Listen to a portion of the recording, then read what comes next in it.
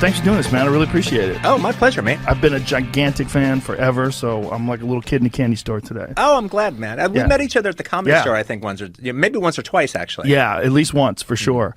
Dude, you've had a wild ride. I mean, it's almost, your movie career is almost 30 years old now. Yeah, exactly. Isn't that crazy? You know, it's actually wild to think I've been doing it this long and still playing the game at this level. It's pretty cool.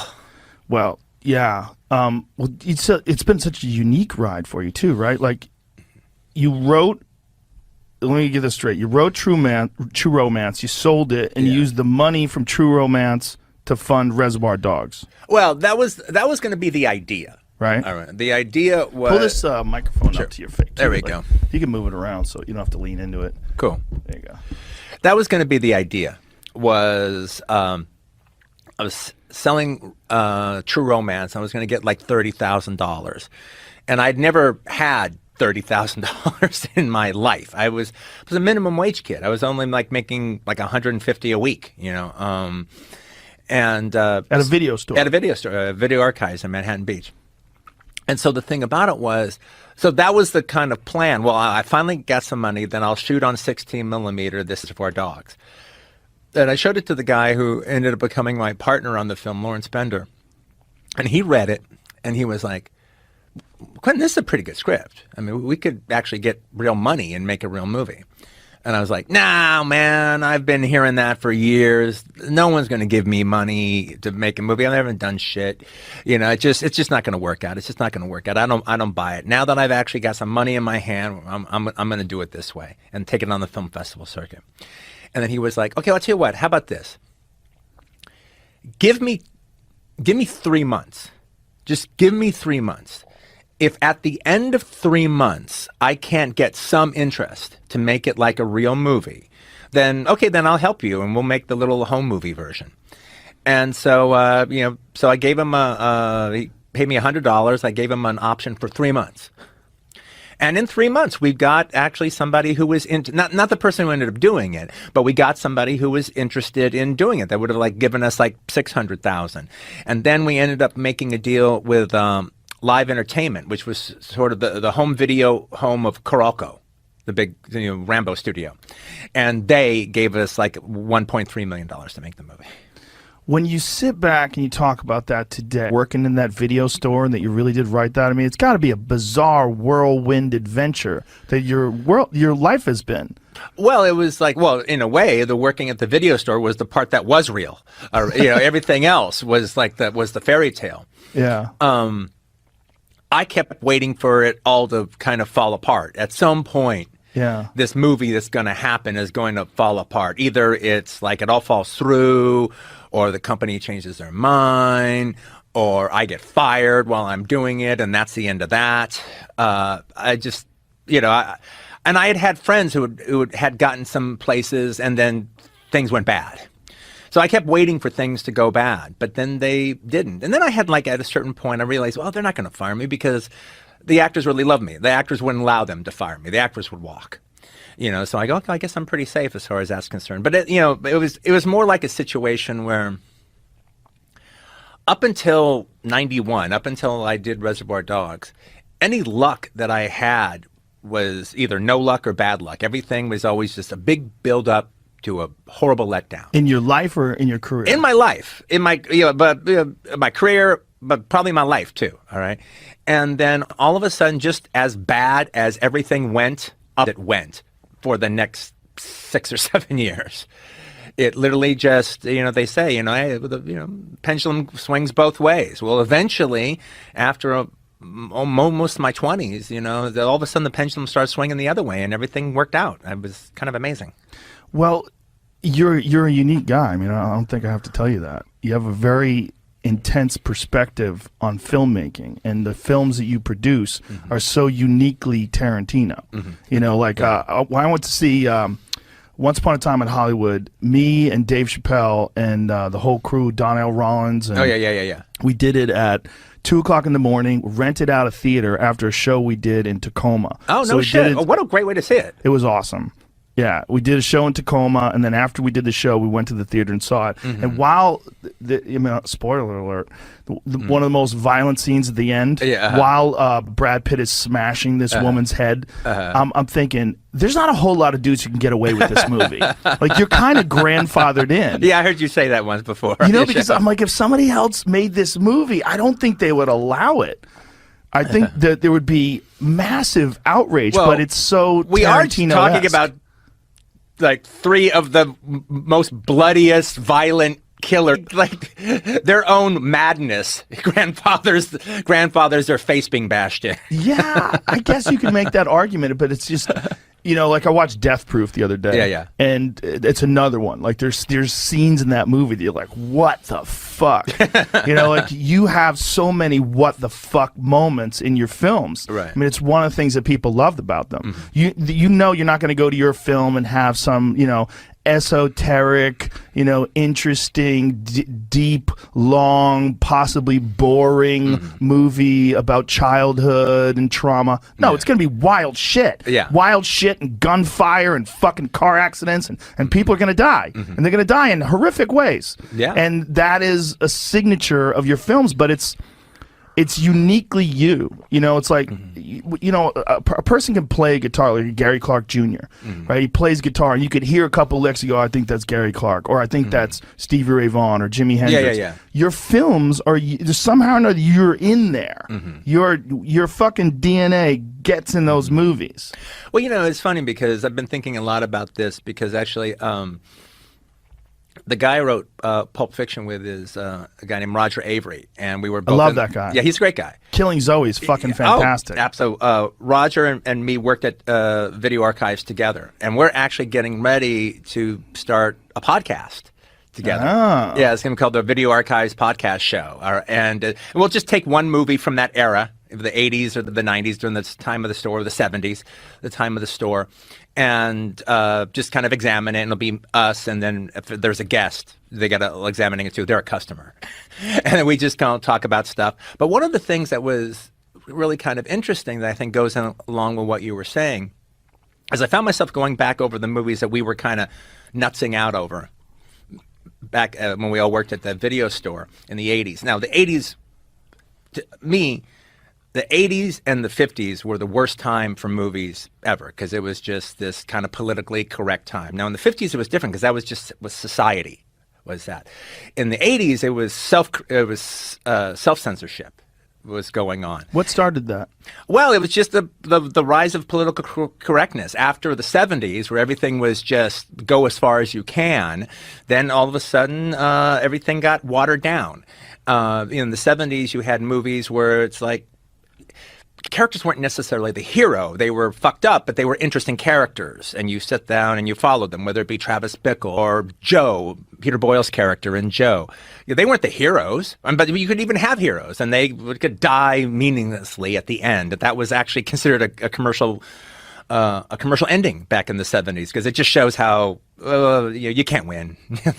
Everything's fucked. You just can't win in America. It's just the way it is. You go and you fight in Vietnam, you survive Vietnam, and you get shot in a liquor store during a holdup. Everything was cynical. Then all of a sudden in the 80s, all that was washed away. And the most important thing about a character was that they were likable. And that was every character had to be likable, and the audience had to like everybody. And even a movie that pushed the envelope and tried to do chancy things, well, it could do it for about an hour. Then the last 20 minutes would be them literally going back on everything they did the first hour, apologizing it and making everything fine. I'll give you a good example of that. Okay, it's just like, okay, the critics always really preferred Bill Murray movies to Chevy Chase movies. However, it does seem as if the point of all the Bill Murray movies is that he's this kind of hip, cool, curmudgeon, smartass guy who in the lamation and becomes this nice guy. Yeah. And and almost apologizes for who he was the entire movie before, the whole rest of the movie before that happens. Groundhog Day, Stripes, Groundhog Day, Scrooged, the whole thing. I mean, when like for instance, Stripes. How does he go from where Warren Oates kicks his ass, deservedly kicks his ass? He deserves to get belly punched by Warren Oates in that movie. How does he go from being this iconoclastic, I don't give a fuck about anything, I get beat up by Warren Oates, to now he's rallying the troops? Yeah. And now he's getting getting their army on during the parade, and now he's like leading a secret mission. And same thing with Groundhog Day. I mean, does anybody really think a less sarcastic Bill Murray is a better Bill Murray? I mean, maybe it's better for Andy McDowell, but not for us as the viewer. Yet, Chevy Chase movies don't play that shit. Chevy Chase is the same supercilious asshole at the end of the movie that he is at the beginning. He never changes in his stuff. He's always like a bit of a dick and is always completely sarcastic. I mean, unless they cast him playing a dope, like he's playing like a Chevy character. He's, he never apologizes for who he is, stays that way throughout the whole film. And even if there is a slight change, that's not the whole point of the movie. Yeah. Is like turning him into a nice, cuddly guy. Have you ever worked with him? Nah, I'd love to. I'm a gigantic fan of his early work, like the Fletch stuff. I just think in Saturday Night Live and so many movies. Oh, the whole first season of Saturday Night, like pretty much all those early movies, except for Oh Heavenly Dog, all those early movies. He seems today to be this like really uncomfortable person. Mm-hmm. It's almost like too many people paid attention to him for too long, and it freaked him out. Like, I don't know him, but when I see, stories about him or interviews with him or, any weird controversy that happens with him, I'm almost like, I think the guy just got overwhelmed. Yeah. And now he's just like, get the fuck away from me. Get the fuck away. Like everything is get the fuck away from me, it seems like. Yeah, right. Exactly. Yeah, but I'm a big fan of his. And he was really handsome for so long. Oh, my God. Yeah. Really handsome. Oh, my God. For a comedian. Especially for a comedian. Yeah, like in Fletch. Yeah. He was beautiful. Yeah. Yeah, and girls loved him. Oh, and foul play and it was great. Right. But he also it was a very particularly Chevy Chase style of humor. Yeah. No, when he hit, it's like by the time he hit, when he would show up in a sketch, I mean, he was a superstar. Yeah. Lorne Michaels even said it was like Chevy Chase had to leave for the show to really become the show, or else it would have just become the Chevy Chase show. Wow. That's amazing. That's amazing when you think about the group of talent that he was working with at the time. Yeah. This was like the Gilda Radner age. They would have all been his backup. Yeah. They would have all been his backup band. Wow. It would have been Chevy Chase and his not ready for primetime players. Yeah. He was supposed to play Otter in Animal House. Really? Yeah. You look at it, you can tell it's written for Chevy Chase. Yeah, it seems like it Tim would fit. Matheson is basically playing Chevy Chase. Yeah. There's a lot of those films that you try to watch today, and you go, Jesus, I don't know if you could ever do this. Like, there's so many films that you try to watch today. Like, I just watched Superbad the other day. Yeah. And I'm like, man, I don't even know if you could do Superbad today. And that's not even that long ago. Mm-hmm. Well, I don't believe in that kind of statement, because the thing about it is, I think that statement is a kind of self-fulfilling prophecy. Mm-hmm. If you say it's going to be a problem, it's going to be a problem. All right, because it comes with usually the idea, well, I don't know if they would let you do that. Well, who the fuck is If you're Quentin Tarantino in 1991... Well, okay, yeah. Well, I'm Quentin Tarantino in 1991 doing Reservoir Dogs, coming off of the 80s, which was the decade of they won't let you do that. That's true. And I remember, like, okay, for instance, I'll give you an example. So I'm working at Video Archives, and now, by the way, that whole horrible time. And by the way, we're going through the 80s part 2 right now, except there's more of a McCarthy-esque blacklist aspect to it than was in the 80s. The 80s seemed very, people were doing it to themselves. Where here it's, no, people are doing it to you. But I remember, okay, so in the 80s, this is only happening in America. In the other countries, they were making bold, wild cinema. The Hong Kong movies were off the fucking chart. Pedro Almodovar was like making his wild sex comedies. Amazing. Anyway, so Pedro Almodovar had a movie called Matador with Antonio Banderas that came out. Very funny movie. The movie starts, the opening credits is a guy sitting in a chair in his living room with his pants down around his ankles. And he's jerking off. And what he's jerking off to are the most bloody. He's got like all his favorite moments from slasher movies of women getting murdered, all cut together, and he's jerking off. And that's the opening credits. And it's just like, there was like nothing like that available in America. They're like, oh my God, this is the wildest shit ever, man. This is amazing. And so I remember I was like sitting at Video Archives and I was saying, well, I want to do shit like that when I'm making movies. And then one of the guys said, well, they won't let you, Quentin. And my answer was, well, who's they? Who are they to tell me what I can and can't do, can or cannot do? And at the end of the day, the proof is in the pudding. I never let they stop me. I did what I wanted to do. And by doing what I wanted to do, we changed the 90s. The 90s stopped being politically correct. And all of a sudden, like in 1 year, Reservoir Dogs, El Mariachi, Man Bites Dog, Romeo is Bleeding. I mean, all these like wild, wild, ironic, violent movies started coming out that just didn't exist in 1989. It's so true. And then comes Seven, and then it's like we built a bridge, and then everyone followed it. Everyone went over the bridge. Was there any resistance? People are going over it. Were there any people that wanted to water it down or censor it or say it'd be more marketable if maybe you took certain scenes out? Or well, there was in script form, a lot of the violent stuff just kind of went over their heads because they just kind of saw it as a play. There's violent stuff, but they were just talking about how much talking was in it. But when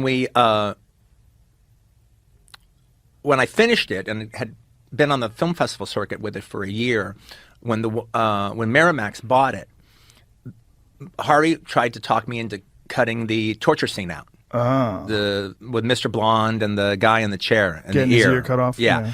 He tried to talk me out of that, and his reasoning was, he might ended up being right. All right, his reasoning was, look, Quentin, this is a movie that anybody can watch, but with that torture scene, you're gonna alienate women. They're not going to want to see this. So you're putting your own movie in a little box. But without that scene, anybody can go and see this movie, and everybody will enjoy it. And that's kind of actually where I became these type of arguments. And you had a bunch of yes men going, yeah. But because I had actually been on the film festival circuit for an entire year, one, I saw that he was right, because people were always walking out during that scene. Sometimes it would be 5, sometimes it would be 35. All right, they were always walking out. Because also it's a film festival. You don't exactly know what you're seeing. You know, you read it in the catalog, it sounds interesting. You know, it's not like, it's not like you're being set up the way you are when a movie opens theatrically. Right. But I did know that, that was the moment of truth for most people, that scene. But now, I think it's the best scene in the fucking movie. So, and I had spent a year watching it, so I wasn't buffaloed. And I go, well, it's that movie. It's what the movie is. And you may be right, but I don't care. This is the movie, and it has that scene. And Harvey realized he wasn't going to get his way, and he's used to getting his way. I stood fast, and there was like a beat of like 1, 2, 3, 4, 5. Okay, we're going to leave the scene in, and I want you to remember that it was Miramax who left it alone. Wow. That's an interesting way to control the situation, right? To take it and bring it all back to him. How weird is it for you to have had a relationship with that guy for all these years? It's sad. It's sad. It was like, he wasn't just this guy who financed my movies. He was, kind of like a father figure. I mean, he was kind of a fucked up father figure, but that's most people's fucking father. Yeah. He was a fucked up father figure, but he was like, he was involved in, my professional life for like a long, long time. So it's like, I think it's sad. Oh, it's definitely sad. It's surreal though, too, right? Yeah. Because we've never seen, other than Bill Cosby, we've never seen like a fall like this before. It's so strange. Yeah. Well, one of the things is funny, like I did an interview with the two women that cracked the case on the New York Times. I did a talk with them during that time. I don't really talk about it that much afterwards because we're like, well, I did it with them and that's enough. But one of the things I ended up like saying is, well, I wish I had done more during the time. And a lot of people like read a lot of what that could possibly mean. Right. Well, actually, what it means is I wish I had talked to the guy. I wish I had sat him down and had the uncomfortable conversation. I didn't know about any rapes or anything like that. I just, but I knew he was, I chalked it up to the boss. But I mean, that's how I kind of looked at it.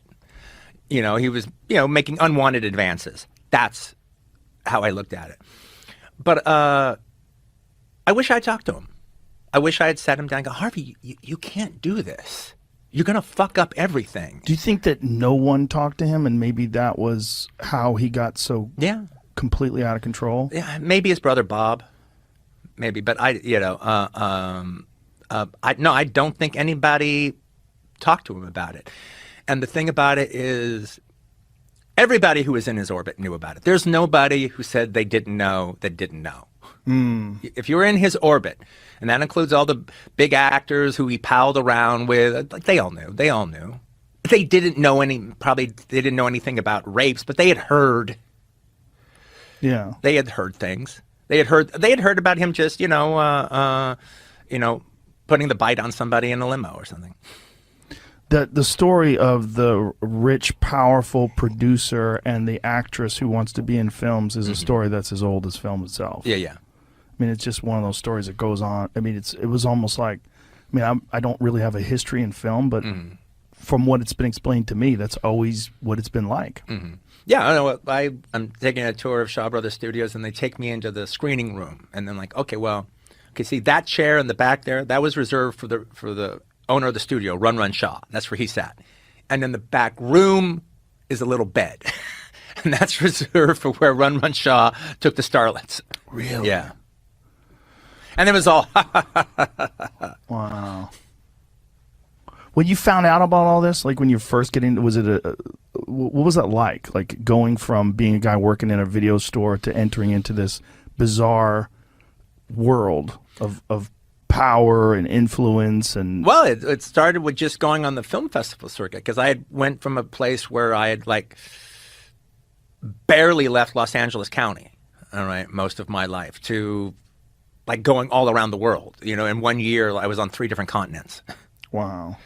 And it was amazing. I was like a shook up soda can. I mean, I was just like living the time of my life. I mean, going to a film festival, forget having a movie in the festival and forget having a movie that's like people dig. Just going to film festivals and like meeting all the people and seeing like 3 movies a day at the film festival and get the program. Then I haul ass I can get here for the 10:30 show of blah blah blah, and being interviewed. I've been waiting forever to be interviewed. Now all of a sudden everyone wanted to talk to me. It was great, and I could hold court on any weird theories about film that I had along the way. It was awesome. For me, how I got introduced to you, I'd heard about Reservoir Dogs, but the first film I saw was Pulp Fiction. And I saw Pulp Fiction with this girl that I was dating when I first moved to Los Angeles. And I remember being in Mann's Chinese Theater watching this. Yeah. And for me, it was like this crazy change in my life. That was in the first few weeks of it opening, because that's where it opened. Yeah. Crazy change in my life, moving to Los Angeles and then seeing this film.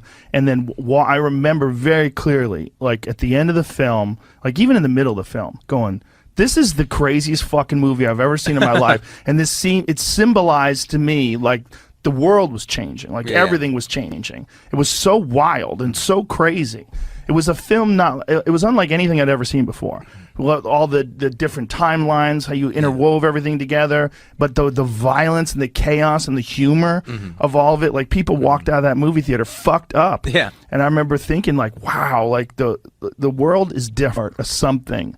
And you'll say that thing just changed everything. It just, it was so wild that it influenced so many other films afterwards. They tried to be like a Pulp Fiction movie, or they tried to be wild. Well, people would ask me about that, and they go, hey, did that really bug you when there was a period of, it seemed like 5 years in the 90s where like every crime film kind of had this like ironic bit, and and they talked about TV shows and played music in a weird way, and, Yeah. and everybody was a smartass.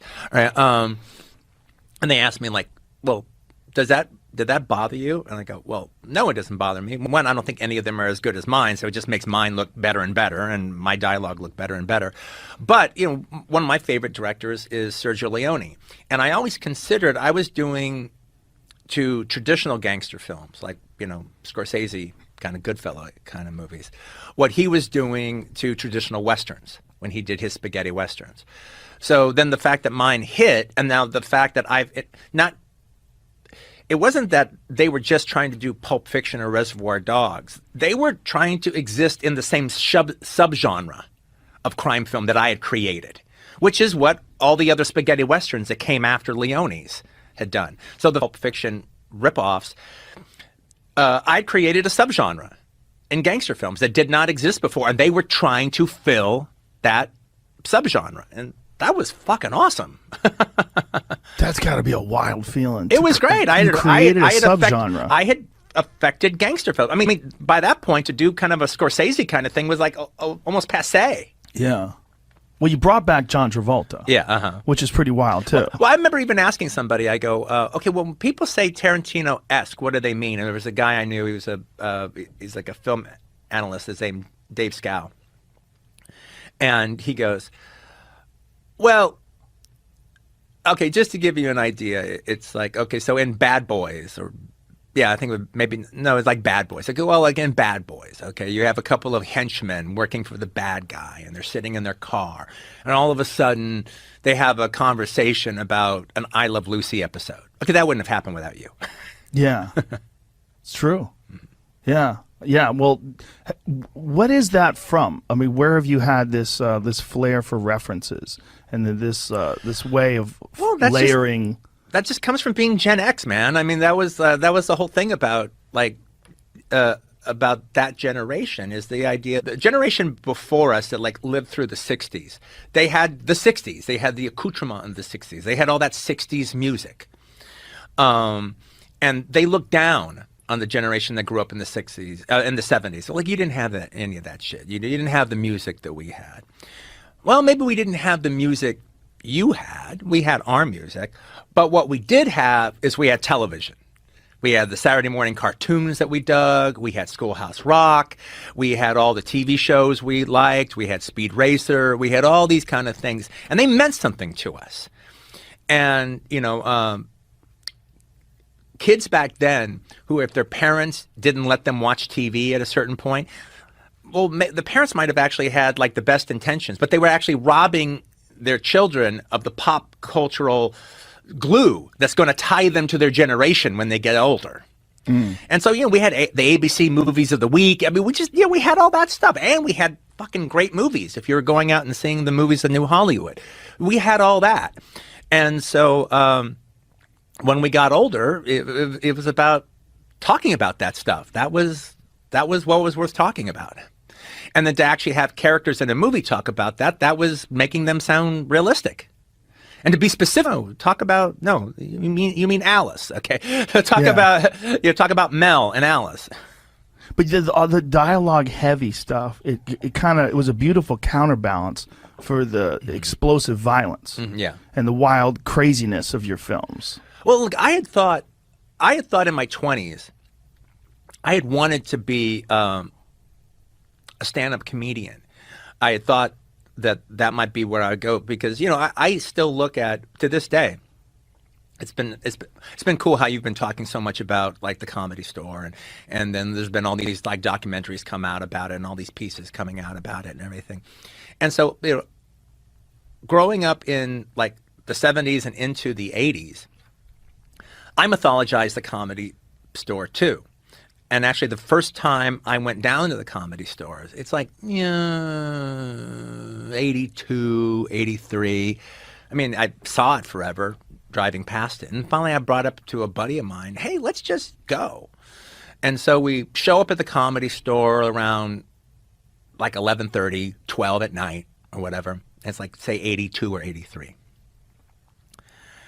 We walk in the Comedy Store, on stage, never seen him before. That's who's on stage. Wow. When we come walking in.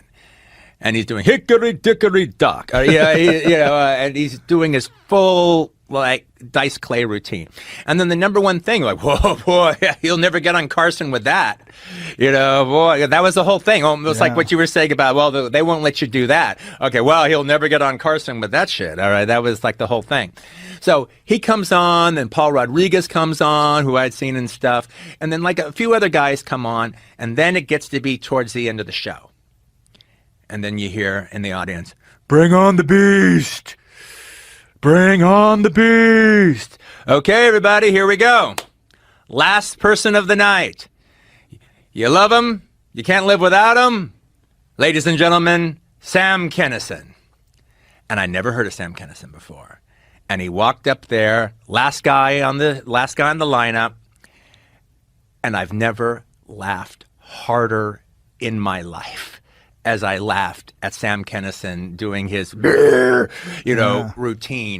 at the close of the Comedy Store. It was, I spilled drinks. It was like I lost control of myself. And it was so great. Kinison thing was just like did it even happen? Right. Did it even happen? And then, there it was. It happened. That's the guy. And I laughed just as much at the shit a second time. I was like, my God, I wanted to follow this guy like a religious leader. I thought it was the most eye-opening stuff I had ever seen. And I was coming from a similar place. Women had treated me like shit. I was like, fuck yeah, man. This guy's right. And, I was just 2 steps away from being an incel, all right? So it was like Sam Kinison was, he was speaking the word, man.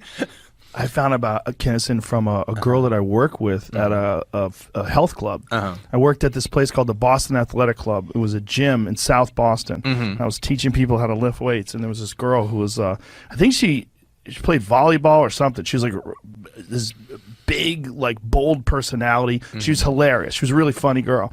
And she was telling me, because she knew I liked comedy, and I never even thought about doing comedy back then. This was 1986, so I was 19 years old.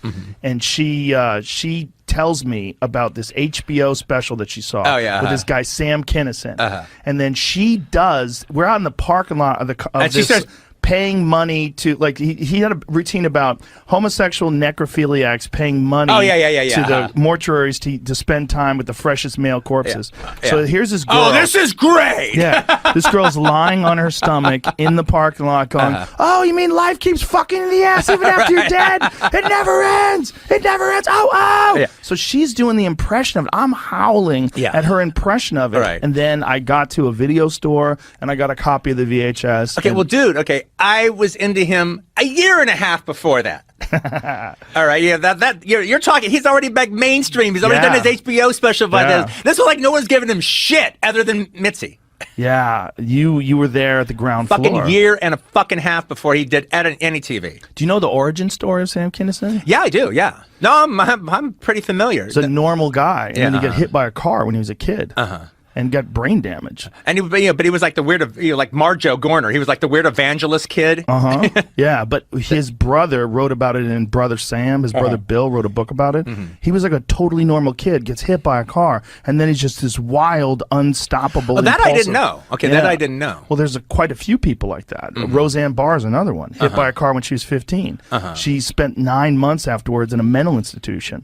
She's excellent at math. She got hit by a car, spent 9 months in a mental institution, couldn't count anymore. No, her brain was completely fucked. No, I had a friend got hit by a car, and then when she came to, she couldn't speak English. She could only speak Spanish. Whoa! Could you speak Spanish before that? Yeah, I think she had like just high school Spanish, but then all of a sudden, like for I think 4 days or so, she could only access the Spanish part of her brain. Wow.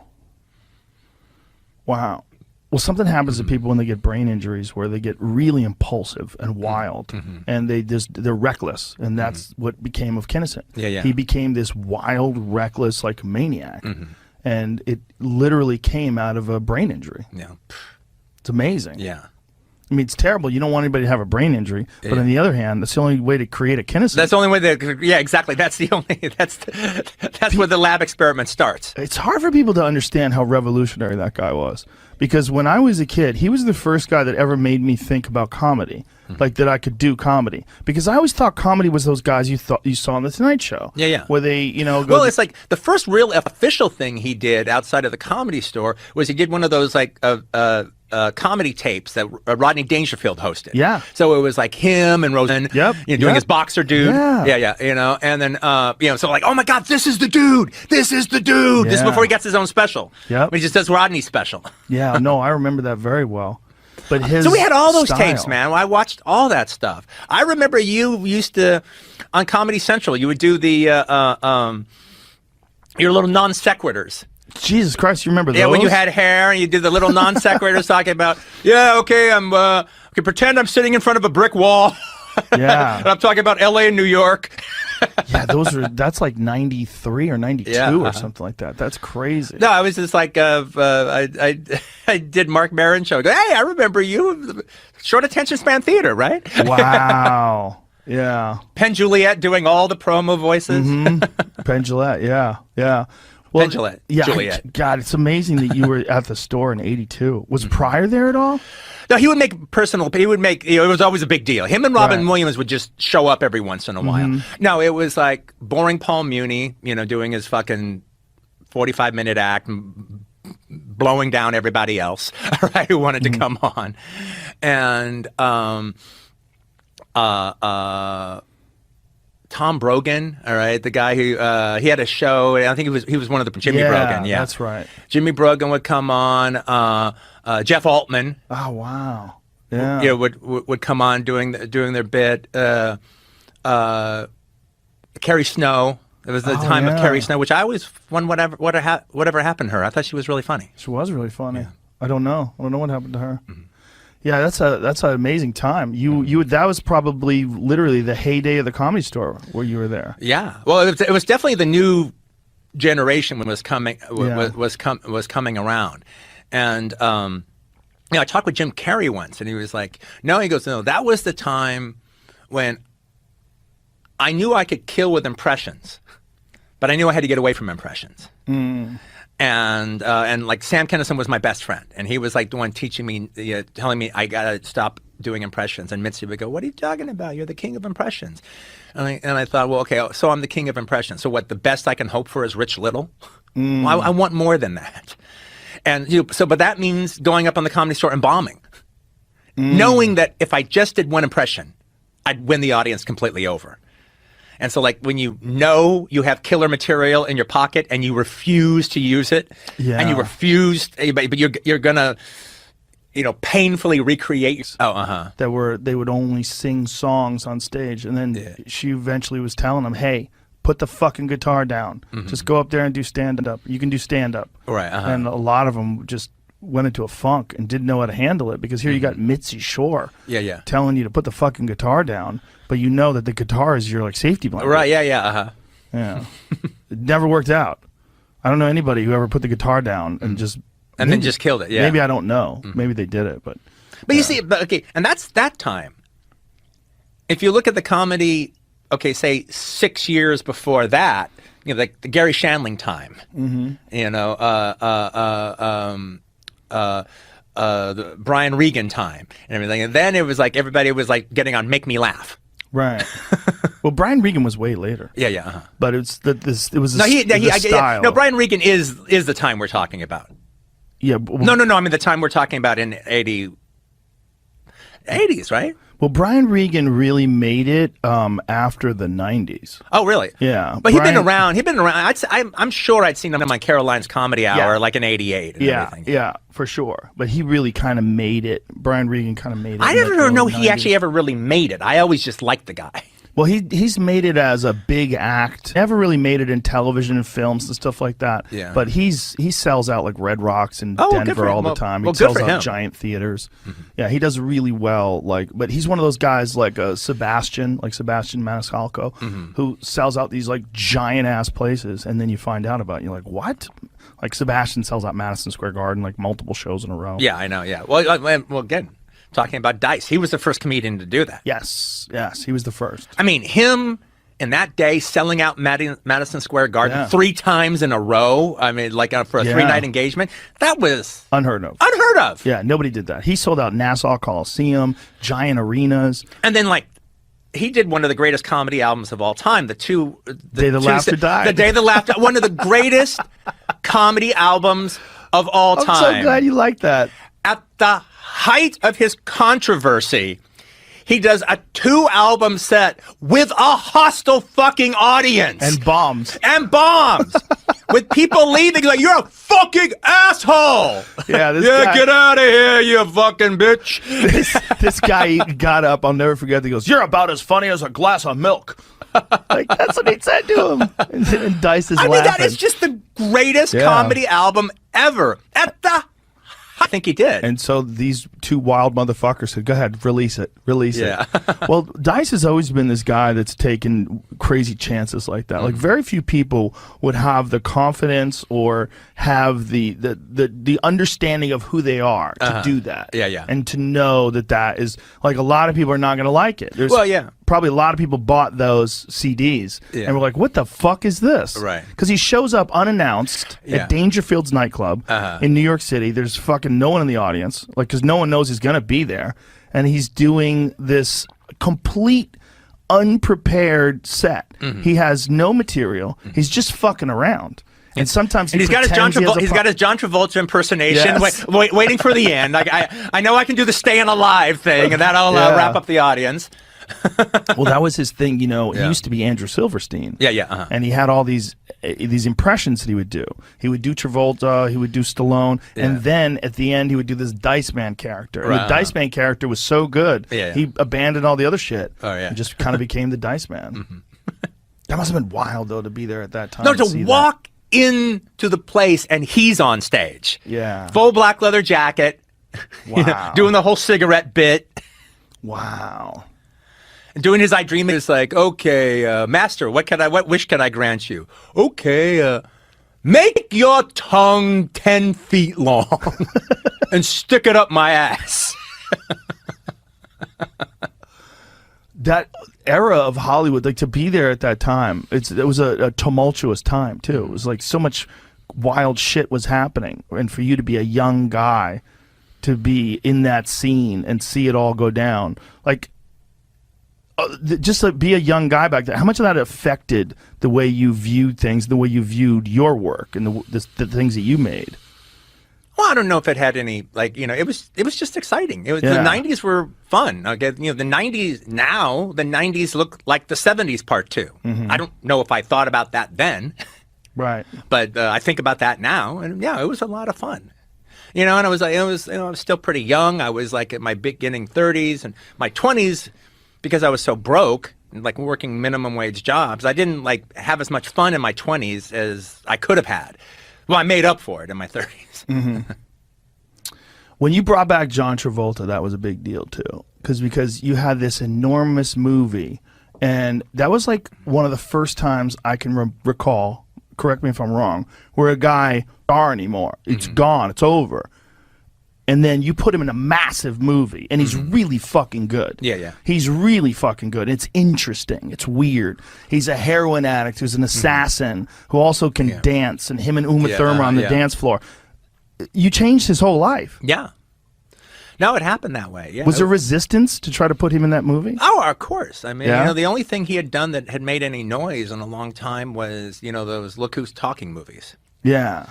And, okay, there's this thing that's floating around, like, you know, my initial cast list for Pulp Fiction is kind of floating around on the internet. Somebody got a hold of it and printed it out. And, you know, it's true, but there's a story behind it. It's not just a normal cast list. The idea, I remember my agent telling me, okay, so you're getting a deal. So one of the things that you do when you get a deal, at the time it was with TriStar, and it was like you write down everybody you can think of who would be more or less you think right for the character, and you write down everybody, and if they sign off on it.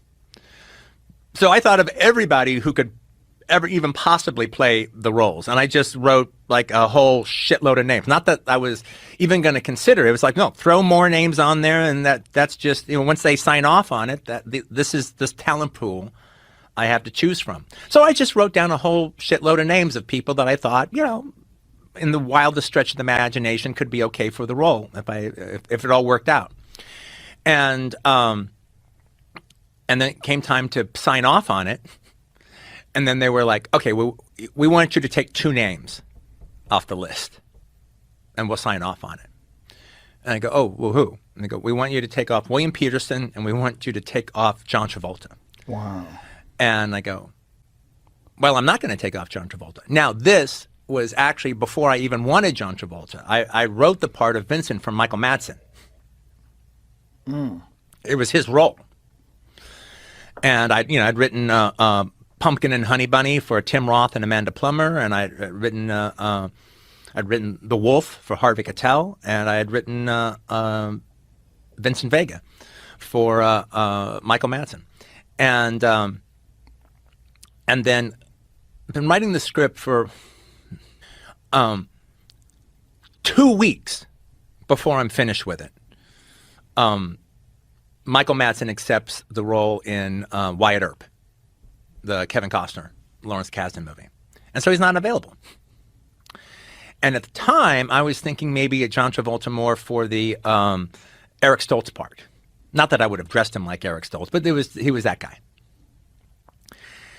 And so then I get together with John and we have lunch, and he's a really great guy. And I start thinking, well, he could be a real legitimate replacement for Michael Madsen as Vincent. I can see him being a really, really good Vincent. And so I say I want to cast him. And now it's not TriStar anymore. Now it's Miramax.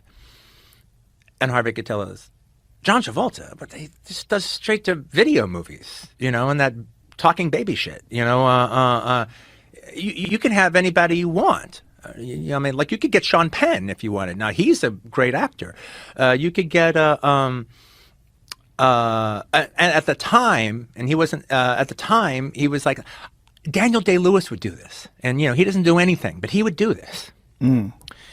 And it's a guy who's not hot, but it's another thing to like a guy's hot and wants to do it, and then you're pushing him aside,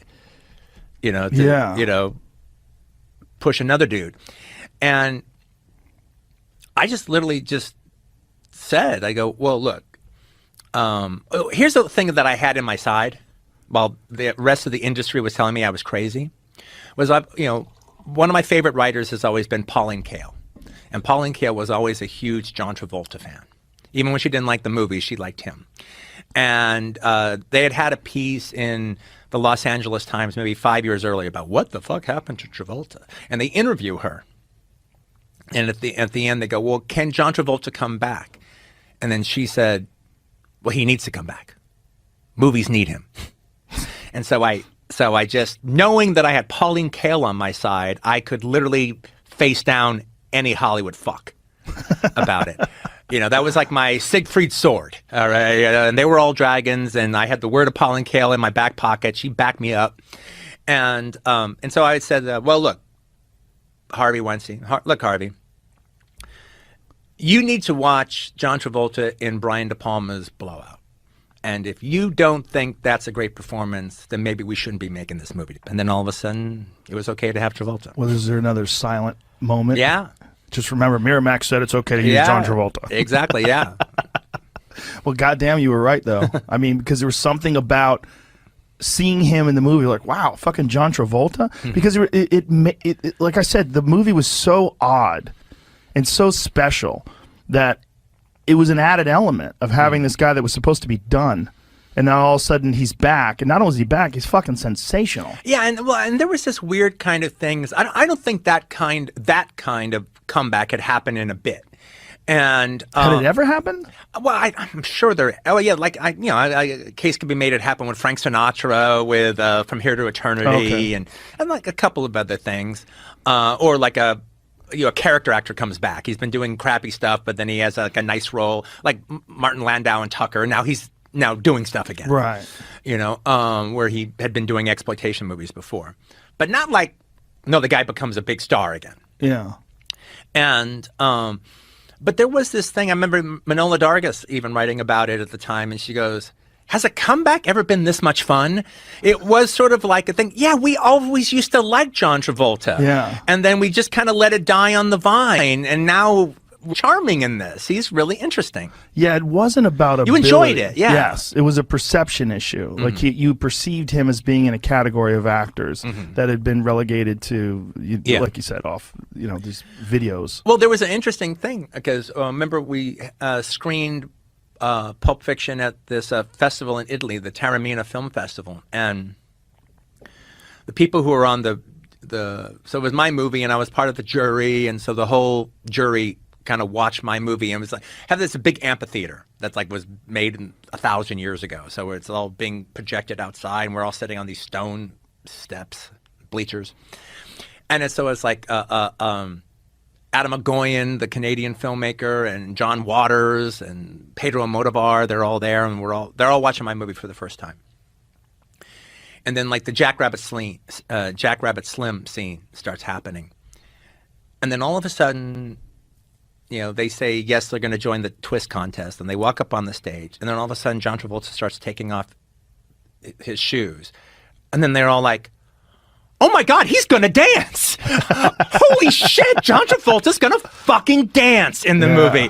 And then he dances. Oh my God, this is the greatest thing ever! Right, because people forgot it. Go back and watch that movie. Wow.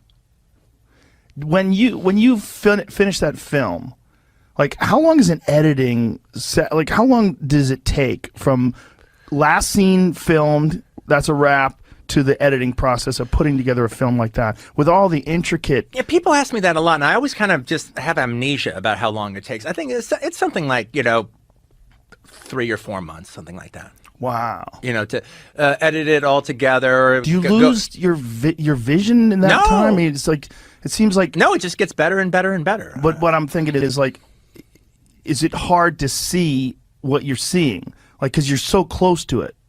Is it hard to see it fresh? No. To see it how a person's going to see it if they're watching it for the first time. No, it's really fun. After shooting the movie, it's like it's really fun to actually start playing with the edit, and then like using the scenes that you like and the takes that you like and building it. And whenever you do a good cinematic sequence, then for the next like 2 weeks, you start the day looking at the scene that you did that you liked. Okay, let's watch that car chase again, or let's watch that music montage again. Okay, that gets our blood up. Okay, we're the guys who did that. Let's do this. Is it true that you have a 20-hour cut of Once Upon a Time in Hollywood? Yeah. I was excited. I was like, maybe I'll put it out on Netflix. No, it's like if I were to cut the film, where like time was not an issue, just not to throw every piece of shit in there, all right? But okay, if time is not an issue and I can use all the footage that I shot and don't have to worry about time, it would probably be about like 3 hours and 20 minutes or something like that. Oh, yeah. Interesting. Have you ever thought of doing that? I might. Yeah, I might. That would be well, there's all kinds of stuff in the book that I didn't shoot or anything that I came up with later, or I just never even bothered to shoot because I know it would never be in the film. But if I were to do that, after you've read the book, it would seem like, oh, wow, I guess this is like a movie version of the book, all right? Because there's all these sequences that are in the book that weren't in the movie.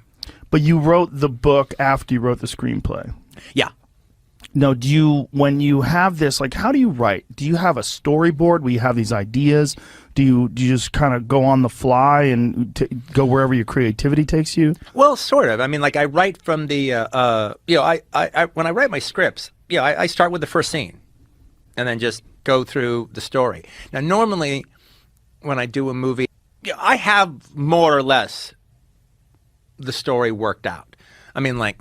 Okay, and also because I'm dealing in genre and subgenre, so that even dictates a bit. I mean, if I'm writing Kill Bill, I pretty much know at the end of the movie she's going to kill Bill. All right, but exactly how she's going to kill Bill and how we feel about it at the end, well, that's left open for conjecture. Now I need to get to there, but I can assume that that's going to happen. And Inglourious Basterds, I figure it's going to end with the big mission. Now, exactly what goes down in the big mission is to be revealed. But it's a genre movie, and it's a bunch of guys on a mission movie, and we're heading in that direction. So it's like so normally I have it worked out, but what I've learned through trial and error, or just I guess from experience, what I've learned, not trial and error, but from experience, what I've learned is that little mapping out of more or less what happens in the story really only applies till the middle of the story. Because by the time you get to the middle of the story, well, now you know so much more before you ever started putting pen to paper. I mean, now I know who these people are. Now I am these people, these characters. I am them. They are me. I've invested in this world to such a degree that the hope is by the 40% mark or the 50% mark that the characters just take it from me. And then from that point on, they're writing the story. Wow. So you're just essentially thinking through their eyes or thinking through their minds. Yeah. And behaving as them, and just and knowing look, I who am they a are. storyteller, so if I have to steer them in a direction I think is more interesting or more exciting, well, then obviously I can do that. I have the power to do that. But I'm trying not to do that. I figure if they want to do it, they're right. That is truth talking to me. And I figure they should know best. Yeah. And this process, like, how are you doing this? Are you alone in a room? Are you in the dark? Like, how do you write? Do you have it all a changed. Specific way? Yeah, it all changed about more or less around writing Inglourious Basterds. It all changed. Before that, I was very much like an amateur, mad little writer. Like I mostly wrote at night. All night long, go to bed in the morning. Or if I was writing during the day, I probably was writing in a restaurant and order some shit and drink a lot of coffee and be there for 3 hours with all my shit laid out. Somewhere around doing Reservoir Dogs, that changed. And I started writing during the daytime. Reservoir? No, I didn't mean Reservoir. I meant Inglourious Basterds. Sorry about that. Good catch. Around Inglourious Basterds, I started writing during the daytime, where I'd get up and, it's like, so around 10:30 or 11 o'clock or 11:30, I would sit down and write. And like a normal work day. And I would sit down and I would write until 4, 5, 6, or 7. Somewhere around there, I would stop. And then I have a pool and I keep it heated, so it's nice. And I'd go into so if I finished, so either I'm not finished with a sequence or I've just finished a sequence and I got to figure out what to do next. So if I haven't finished a sequence, then I'd hop in my pool and just kind of float around in the warm water and think about everything I've just written and how I can make it better or what else can happen as far as before the scene's over. And then a lot of shit would come to me. Literally, a lot of things would come to me. And then I'd get out and I would make little notes on that, but not do it. And that would be my work for tomorrow. Or if I'd go back over it in my head in the pool and think about it. Now what's the next scene? Okay, now what's next? And then I figure out a few things and make notes, and that's my work for the next day. And that's ended up becoming this really, really enjoyable, really kind of lovely way to write. As opposed to all-nighters. As opposed to the all-night. I can still do that from every once in a while, but I just like the idea of writing all day and then stopping and then having a meditative process about what I've done, what I'm going to do, and then just chuck it out and, watch a movie or go and have dinner or do whatever. And what caused the shift? I don't know. I'm not sure. I think, Frank, I think it was just actually becoming more professional. I think that first thing is kind of what you think you're supposed to do. Right. As a writer. By this point in time, I'd written enough scripts and I was definitely a professional, and I just started, having a work day.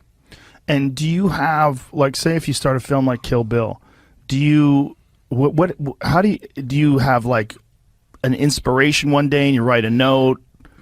Like, how does something like that get going and actually become a project? Oh, well, no, I came up with the idea and came up with like who the Deadly Vipers would be, and I knew I kind of wanted each of them to more or less represent some subgenre. If Uma is fighting her way through genre cinema. Ah. Yeah, that's a fucking amazing movie. Both of them. Yeah, that's one of my favorite films I've done. Yeah, it's one of my favorite films you've done too. The violence is so fun. Yeah. Because it's so cartoonish almost. Right, yeah, It's so crazy. No, it's very Shogun Assassin. All Yeah, right? yeah. And to do it, what was the motivation to do it into 2 films? Well, it wasn't meant to be done that way. It was meant to be one big, giant movie. And so through the whole thing, I'm like, okay, I cut this down to 3 hours, cut this down to 2.5 hours. How am I going to do it? And we're shooting all this. Like, well, it's going to work out. It has to work out. But boy, it's going to be sad. It's going to be rough. But, it's got to be done. And then at some point, after we kind of finished the main shoot, we were doing little pickup scenes that we needed to do something on. And then Harvey Weinstein visited the set. And he was just talking to me just before I was getting ready to shoot a scene. He goes, "Yeah, Quentin, it's gonna murder you to cut some of this, and that way you can keep everything in it." And he said that, and then like the AD goes, "Okay, we're ready for you, Quentin." And so I go and I shoot whatever I was shooting, and I shoot 1, 2, or 3 takes, and when I'm done, I go back to Harvey. Okay, if we do that, this is how we do it. Da da da da da da da da da da da da da da da. He goes, "Well, I say let's do it that way." I go, "Okay, that's great." Now, Uma Thurman will tell you that I always meant to do it in 2 parts. I just waited for Harvey to have the idea. And there might be something to that. But I couldn't count on that.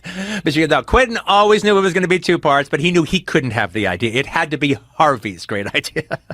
Did you always know that it was going to be her? Did you write that movie for her? No, and well, not only that, she got pregnant just before I was getting ready to do the movie with her son Levon, and everyone was pressuring me to go and cast somebody else. But I was like, hey, you write Fistful of Dollars for Eastwood. Eastwood Right. gets pregnant. You wait for Eastwood. Yeah, it's only 9 months. Yeah.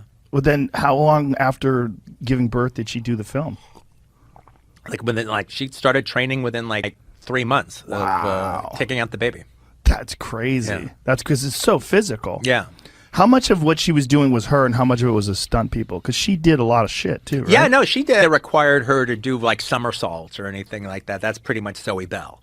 All right, but the physical fighting with the sword and all that, that's her.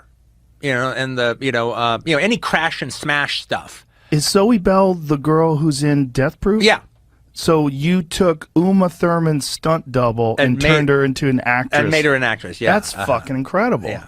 Just because you thought she was cool? Or She was cool, all right? She was this really wonderful presence. She had starred in a documentary called Double Dare, where it was they followed Jeannie Epper, who's kind of this the patron saint of female stunt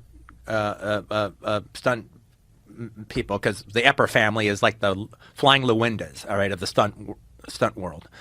And Jeannie Epper was Linda Carter's double on Wonder Woman, and Zoe was Lucy Lawless's double on Xena. So they kind of do this movie where they kind of shows their trajectory. And Zoe's just a very charming, very funny, effervescent person. And so when you see the documentary, you see that all that she has in real life just completely comes through in the movie. And people fall in love with her in the film. And so I knew that if I, wrote a part that exact same quality of Zoe would come across. But with Zoe, we could do anything we fucking want. All right. And Zoe, and like Jackie Chan, Zoe will do it on camera and you'll know that it's Zoe doing it. Right. And Zoe was sort of well, look, my whole thing is if I'm doubling for Uma, if I'm doubling for Sharon Stone or whatever, if it's, I want to do everything. Because, okay, in those cases, if it's like Sharon Stone's foot on the bumper of the car, well, then it's going to be Zoe's foot. Right. If it's like Sharon Stone's hand holding the belt, it's going to be Zoe's hand holding the belt. Okay, so now it's me. No, I want my foot on the bumper and I want my hand on the belt. I want to do all the inserts. I want to do everything, and everyone knows it's me. So when you guys filmed the scenes in Death Proof where she was hanging on the hood of the Challenger, Yeah. she's really driving down the road hanging on the hood of a Challenger? Oh, yeah, going like 70 miles an hour. Holy shit. Yeah, we're never like, people are like, I heard that on podcasts. Well, I heard they were going 40 miles. Bull fucking shit.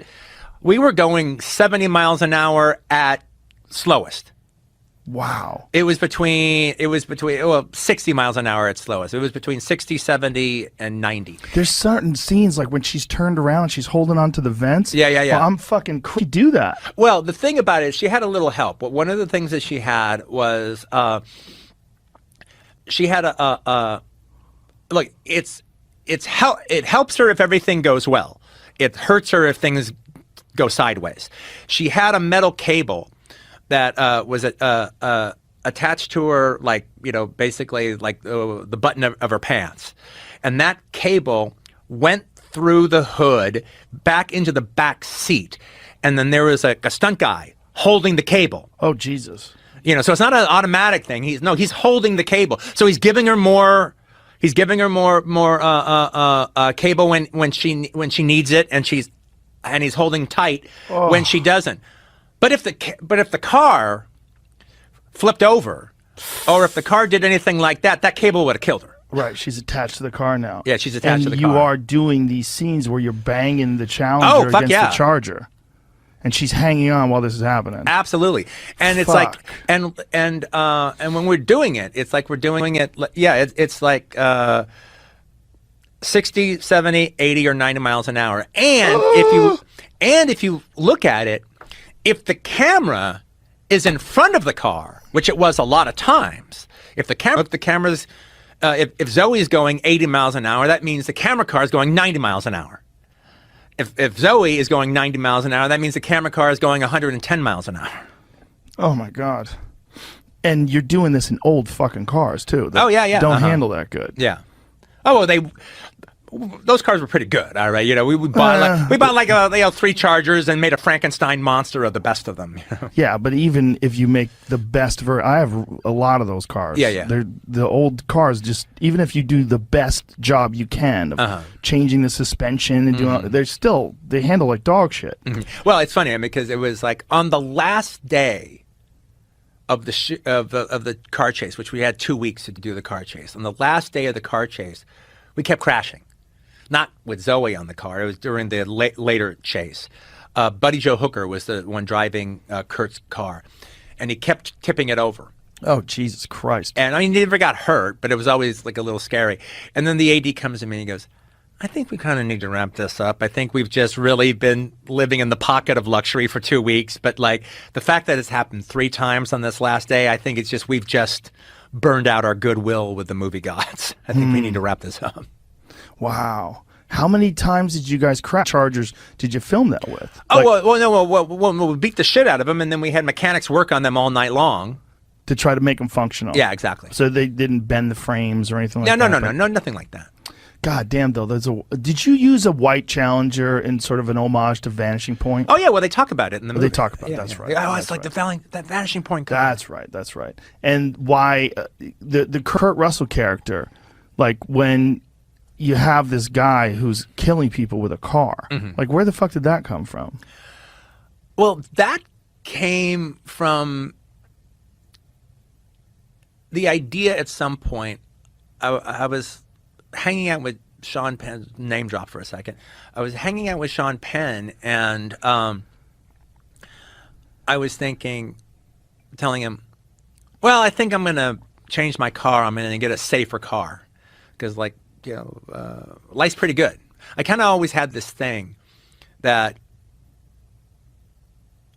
I wasn't going to die before I did what I wanted to do, because God didn't put me on earth to not do what I wanted to do. However, by that point, I've been doing what I wanted to do for about 10 years. So theoretically, okay, he could take me out right now. So I was saying to Sean, I'm thinking about getting a safer car. So in case. What were you driving at the time? Like a like a Geo Metro or something like that. Really?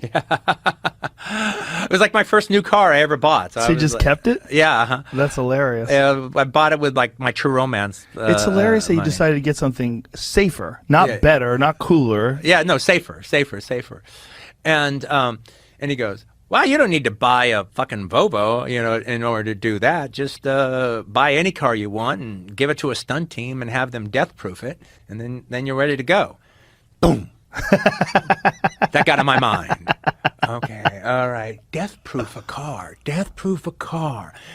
And then I've always liked the slasher film genre, and so then I kind of thought of like my version of a slasher movie, except like the guy doesn't have a knife and he's slashing up all the girls. He just kills them all with his car that he can live through.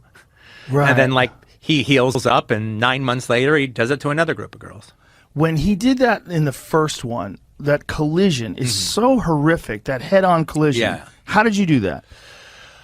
Well, it was funny because I don't like to use CGI or anything. Of the people in the movie, the effect that you have when you see those slow motion of crash test dummies. See them jerked and their heads go forward and back, and they just get all fucked up. Well, I wanted to do that with real people. How do you do this with real people?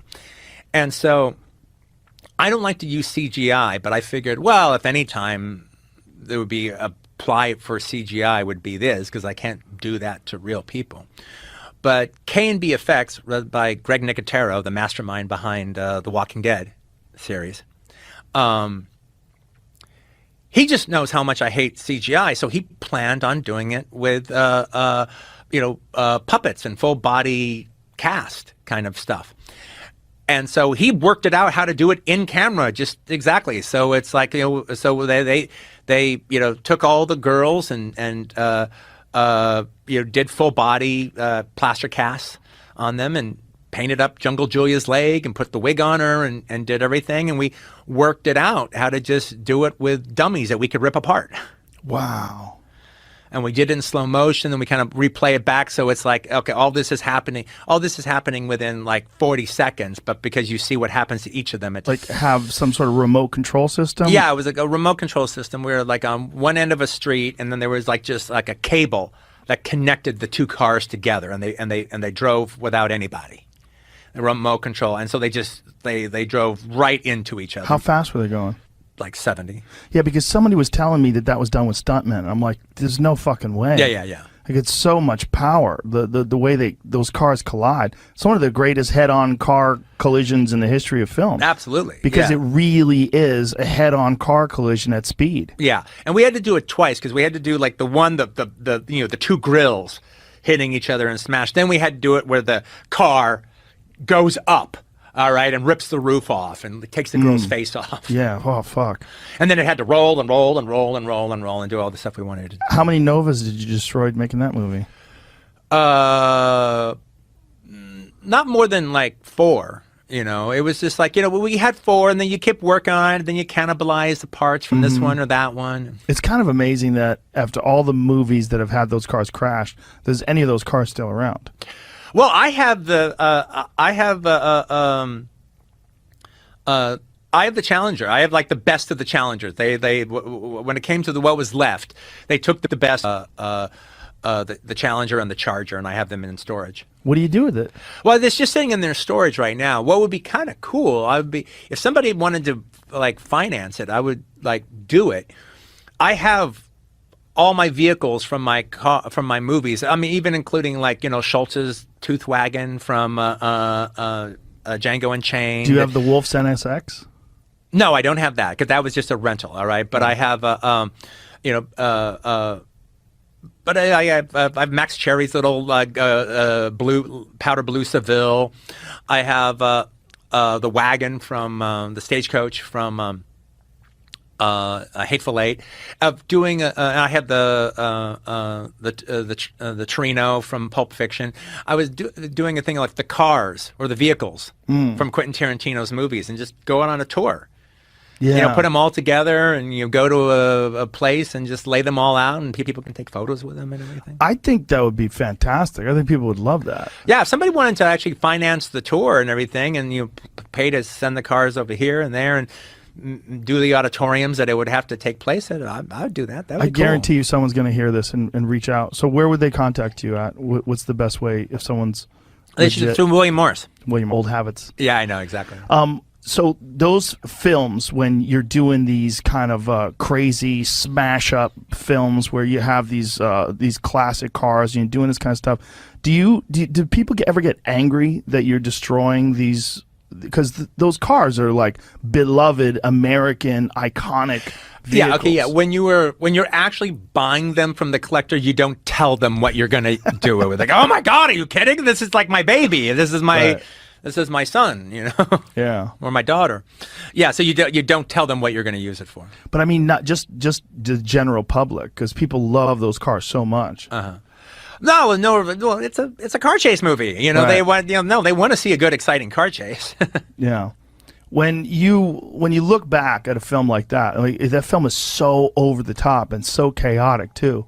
Like, what was that like putting that like Death Proof together? Because it seems it's such a crazy movie because there's so much dialogue and you're getting to know these people and then they die in horrific, terrible ways. Well, it was like I'd been coming to Austin by that point in time about 10 years. And so I had a whole group of friends in Austin. I had all these memories and I've been later I owned a show movies there oftentimes from my collection. But before I had that theater, I used to come to Austin. And we would have what we call QT Film Fest, where I bring a bunch of prints over, and we would usually first we did it at the Dobie when the Dobie was like the cool independent theater out here, and then it became the Alamo Draft House. Back when it was like on Guadalupe or whatever, and we would go and show the movies there, and that's how I got to know Tim League and all the Alamo Draft House people. And we would have like 2 weeks or a week and a half, all right, of movies. And so I got to just really know all the cinema people and all the, just all the cool hipsters in Austin. I got very familiar with the place.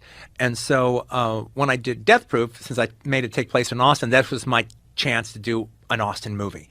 And, we shot at the Texas Chili Parlor for like 2 weeks. And then we'd be there all night and shooting at the Texas Chili Parlor. And then we would wrap around the morning time. And they're going to open up in about 4 hours or so. And then we would just start drinking. The crew that hung around, we would just start drinking and have a little after bar party for 2 or 3 hours and then go home and wake. Is that your first choice? No, my first choice was Mickey Rourke. Really? Yeah. Oh, wow. But and it was going to be Mickey Rourke, and Mickey wanted to do it. But then his agent started his agent said, "Well, they need Mickey," and so the agent started fucking with us. Oh. And it was one of those things where goddamn agents. Yeah, it was one of those things where it was like Robert was doing his movie Planet Terror first, so I'm waiting to do mine when he gets done. And the agent was fucking around with us, and I was literally, okay, look, here's one of the offers. You have until 9 o'clock Friday night to accept or reject. And they just let that deadline blow by, and so that was it.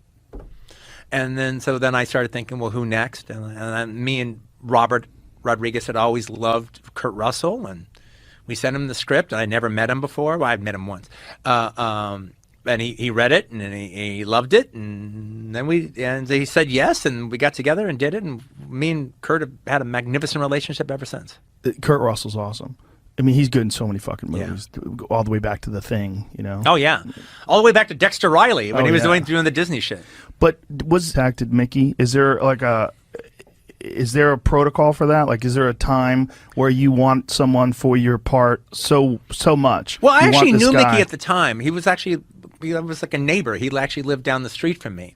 So like I'd even gone down to his house and hung out, a couple of times. So it was like, so at first it was like just calling him up. Right. And then like gave him the script to read, and he read it, you know, and he was like, "What's icy hot?" And I go, "Well, it's the thing he wears on his jacket." It's sort of like, it's like Ben Gay. Oh, okay, you know. And he was talking about getting a pompadour, and that would be a cool thing. He hadn't worn that look in a long time.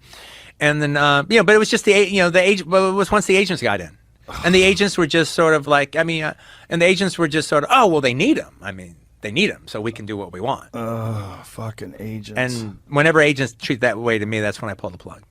Yeah, rightly so. It's amazing how much damage they can do, right? Yeah, the arsonist disguised as fireman. Yeah. Same thing with lawyers. Yeah. Well, sometimes you need them. Yeah.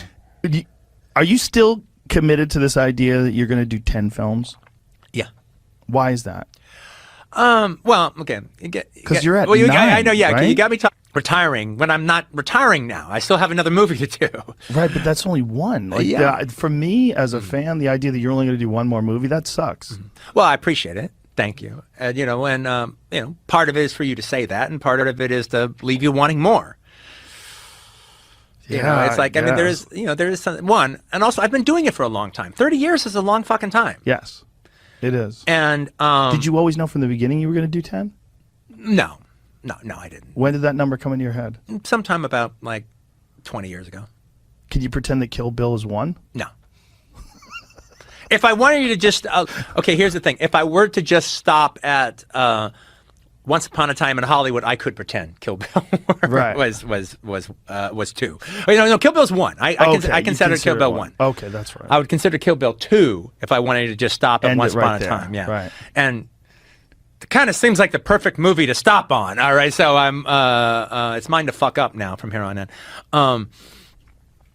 But look, you know, you all know actors, bands, musicians, singers, sports dudes, that it was exciting and it was special. And then at a certain point, it's not exciting or special anymore. Yeah. Doesn't mean that they're without worth, but it's just not the excitement you used to have when blah, blah, blah had a new movie coming out, or blah, blah, blah had a new album coming out. You know, it's, I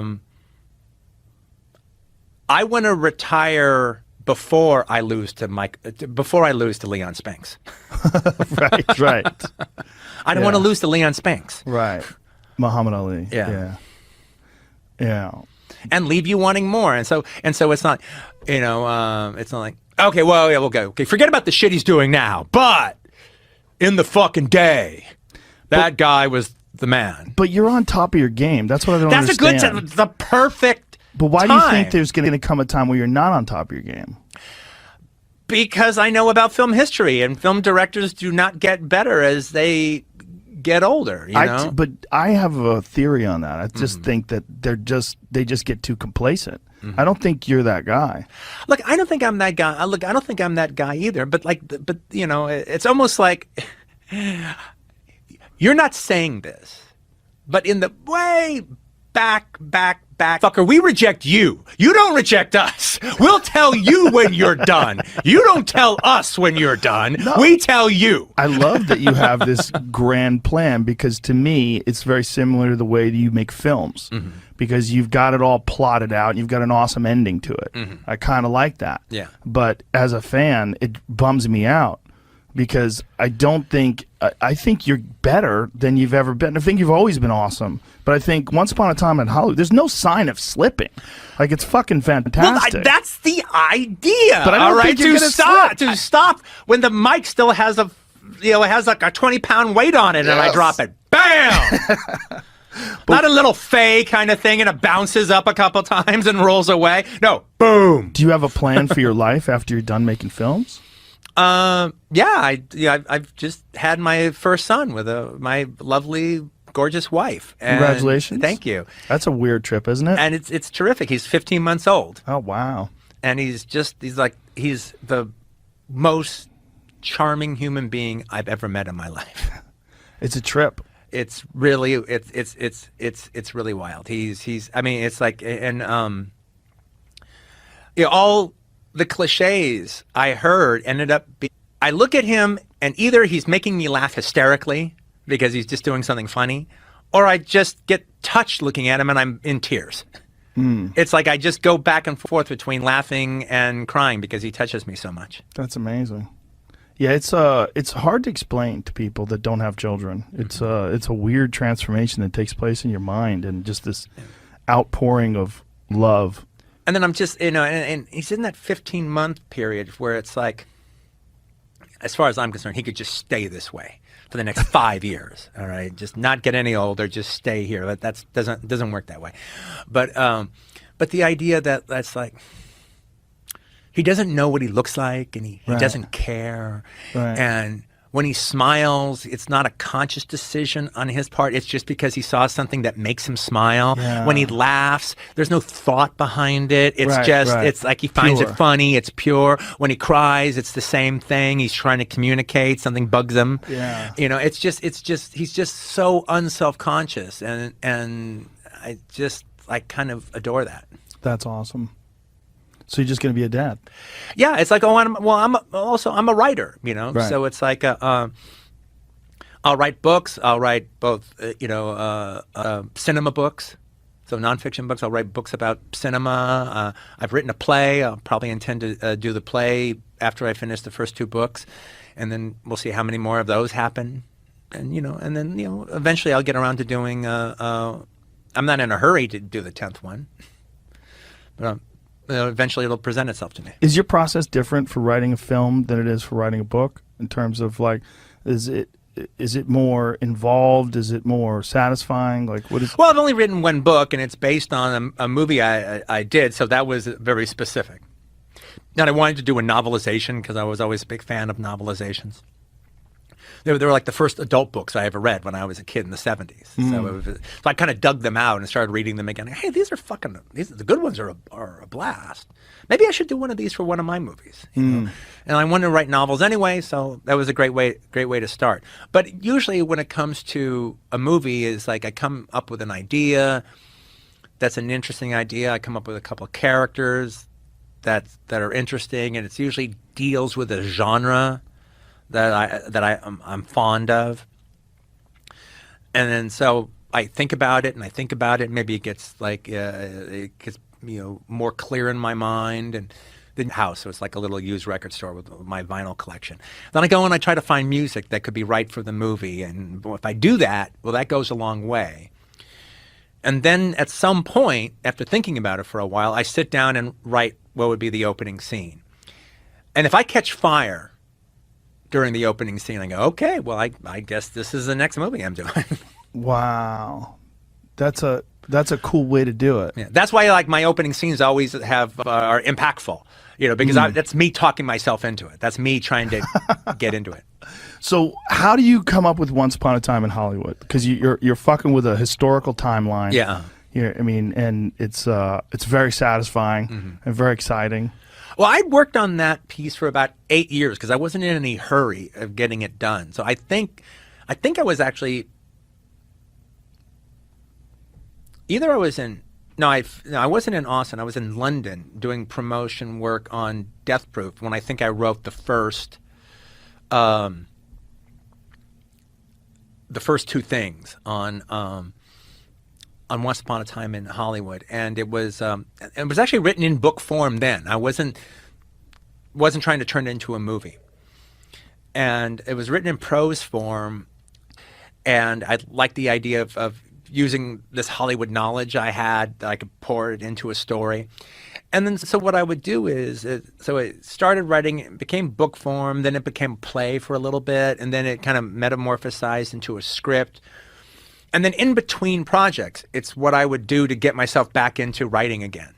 And just sort of like syphilis, just kind of, not syphilis, the guy who pushed the rock up the hill. Sisyphus? Sisyphus, yeah. Yeah. Yeah, just kind of push the rock up the hill a little further each time. And then, then I abandon the rock and go start doing the next thing I was going to do.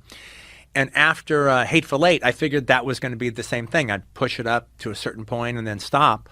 And then all of a sudden, Oh no, I'm not stopping. It's all coming in. I guess this is it. I guess this is when I'm going to do it.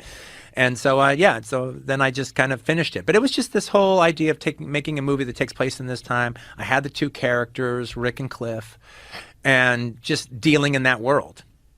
So you started out in book form, and then shifted back and forth, play to screenwrite, right? So that it makes a natural sort of a progression for you to come back and review it as a book. Yeah, I mean, because because I would learn something about the character, I wrote through it.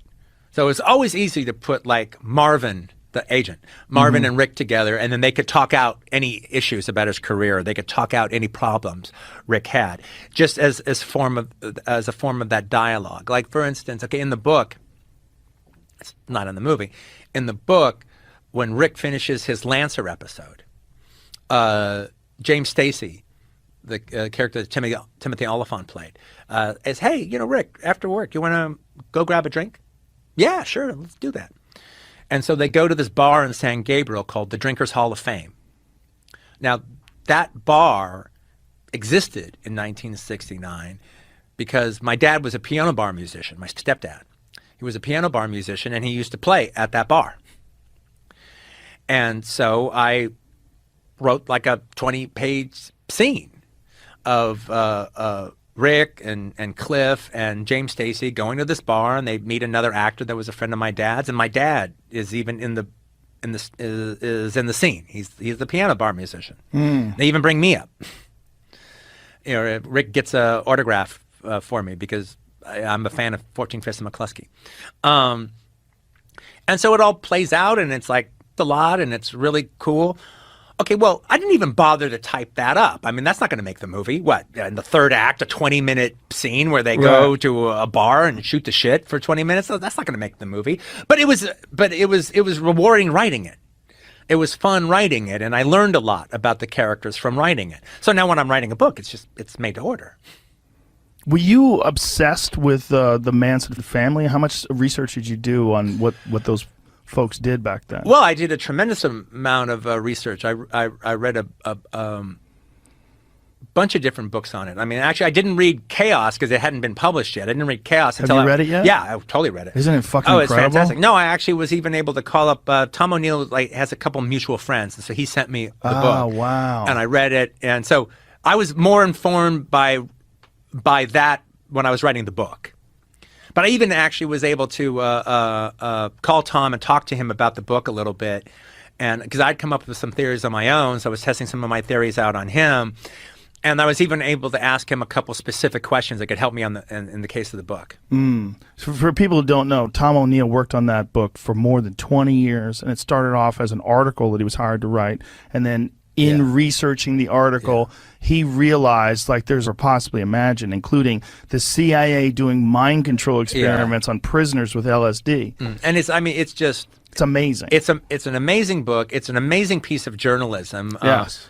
How he managed to carry that through for 20 years is unfathomable. Well, when he came on my podcast, he talked to me that was a great about show. That was a great show. Thank you. Well, he's so good, and the weight of this being lifted off of him, having actually given birth to this book after 20 years of it being his life, it was so, like, you could feel it in him. It's like, wow, like, I can't believe it's even done. And it's so fucking good and so thorough. And it really makes you question so many of the things that happened during the 1960s. You question everything. Yeah. But also, it's the takedown of Bugliosi, which was the number one thing that jumped out at me when I just started the research, is when I read Elter, I go, this doesn't make sense. This is all just about his case. Yes. This is about him building a case. Yes. Because he doesn't have a case. Right. Exactly. Yeah. And then, Charlie and the girls act so fucking crazy that they prop up this ridiculous pseudo story. But the fact that Charlie kept getting out of jail. Oh, that's amazing. It's the whole thing. How can that be? And then O'Neill kind of explains to you how it could be. Yeah. Well, not only that, but he establishes that there was real operations, like Operation Midnight Climax. Oh, yeah. No, absolutely. But you realize, no, this isn't just bad luck or good luck on Charlie's point. But the other books just kind of keep chalking it up to that. Yeah. Well, I think it took someone doing a 10-year deep dive on the Manson family killings to really find out what the truth of the story was. Yeah, I mean, look, I come from a place that I don't know this. And for everything I can say that backs up my theory, I can also point out a couple things that kick my theory in the shins to some degree or another. So working from the idea that everything Bugliosi suggested happened is bullshit. Okay, so just working from that thing. I think it's entirely possible. I believe, and it's just a belief, I don't believe Charlie sent Tex and the girls to Cielo Drive to murder everybody. I don't think he sent them there to do that. He actually did intend, after they did what they, the La Biancas, and he orchestrated that. He was the stage manager of that. I think it's possible that it is like Charlie said, that he just sent them out to do something freaky, do a creepy crawl, and it got carried out of hand. Because supposedly the girls didn't know what they were supposed to do until after they had already climbed the fence and were on the property. They all thought it was a creepy crawl. If he meant to send them out there, it doesn't make any motherfucking sense that he wouldn't mention it. He wouldn't talk. He would only talk to Tex. I mean, he didn't let them take a shit, without a 20-minute pep talk about what they were doing and what's going on. But also, it doesn't make any sense if that was the plan to bring Linda Kasabian with them. She didn't even have a nickname. She was just, she wasn't indoctrinated. She was just brand new to the place. Now, in the Bugliosi book, well, then what the fuck is she doing there? And then the answer is, well, she's the only one that had a driver's license. But they didn't let her drive. She didn't drive to there, and she didn't drive away. Tex was driving. I mean, if the plan is to go and kill everybody in the sitting in that seat instead of Linda Kasabian, why isn't Clem sitting in that seat? Why isn't Sandra Good sitting in that seat? Why isn't Ruth Ann Morehouse sitting in that seat? It doesn't make any sense if the plan was to murder everybody, to send somebody who is not fully adopted, into the cult where you had everybody else who absolutely were. Now, I'm not saying, yes, he killed Shorty Shea, and he was responsible for the Gary Hinman murder. So I'm not saying he hadn't committed murder. I just don't think he set them there to commit murder that night. I think that was pretty much Tex's fucking idea. And I also think that it wasn't even his 100% idea until it all kind of happened. I think possibly they went over the fence, and when Gary Parent, the guy who was visiting the guy in the back house, came driving up, I think it's possible that he startled them. And it was an impulse killing when they shot the guy in the car. And then after that, they were committed. So when you're sitting on this story and you're doing research on this, you're reading all these books on the Manson family, and you're putting together the idea first for this has got to be it's a wild choice to change the timeline. And so what was that about? Well, it sounded like I had already done something like that with Inglourious Basterds, and I enjoyed it, and other people seem to enjoy it. You know? And so it's like, that's mine. I can do that. You can't do that. I can do it. You're ripping me off if you do it. I'm not ripping myself off. That's true. It's my thing. Has no one else ever done that before? A long time ago and everything. And I think books, there'll be like a lot of World War II speculative fiction that happens and stuff. So I decided to do it, and you asked me, have I always been fascinated with the obsessed with the Manson family? No, I was never necessarily obsessed with the Manson family, but if you grow up in Los Angeles, you grow up with it as part of your culture. Right. It's part of there, and in particularly, like the Gen X kids always had a thing about the Manson family, and like a real, true fascination. Because you were real young when it was going down. Yeah, exactly. Yeah, we were all just like young enough to like, you know, heard the name Manson. Right. When we were like 4 or 6 or something on the news. And then like you learn about it. And then like, and everybody had that fucking book. Yeah. Everyone knows what the fucking book looks like. And, you know, and so so the idea is, you know, with Cliff, we make him like one of the most dangerous dudes who ever fucking lived. And then, well, on that night they go to Cliff and they deal with him. And, well, okay, I guess it goes a little differently now. Yeah. Now you're not dealing with Sharon and Jay. Right. I mean, I got a crack up because, you know, I'm friendly with Dan Aykroyd and his wife Donna, and so I kind of tell him about the movie, and then the movie comes out, and they go see it, and Dan leaves a little message on my answering machine. He goes, "Hey Quentin, how you doing? Just letting you know, me and Donna, we went and saw the film, and it was terrific. No need to call us back. Just letting you know, we saw it and had a good time." And boy, oh boy, those hippies sure picked the wrong fucking house that night, huh? Well, there was a lot. Dan Aykroyd, first of all, is a strange character. A very interesting guy. I love talking to him, but he's obsessed with UFOs. Oh, yeah. Well, I think his dad is too, actually. It's a family thing. And vodka. Yes, the skull vodka. Yeah. He gave me a case of it. But it's like a full-on true believer. Mm-hmm. It's a weird conversation when you have with him, because like you think of the guy from Ghostbusters. You never think you're going to be sitting across from him talking to him about UFOs. Well, I mean, but that's actually one of the things in Ghostbusters. Is one of the things I always liked about it is the Dan Aykroyd character is played very, very straight. Every time, like, you know, he's always coming up with this really interesting fact about paranormal this or paranormal that, and it's like it's never played for laughs. Right. His like, you know, his connection to the paranormal is actually always played very, very straight. I guess he's probably always had that thing. Mm-hmm. Another thing in Once Upon a Time in Hollywood that got controversial was the Bruce Lee scenes. Yeah. A lot of people felt like you made Bruce Lee into an asshole. Yeah. Well, okay, that's okay. I'm a little hesitant to talk about this because I don't want like this to be the only thing. All right, that people pull from this show. But I figured you were going to bring it up especially because I've heard you guys go back and forth on it in a little bit. I mean, where I'm coming from is,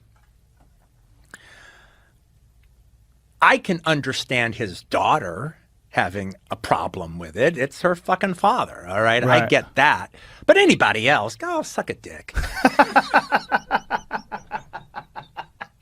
You know, and the thing about it, though, is, like, you know, even if you just look at it, it's obvious Cliff tricked him.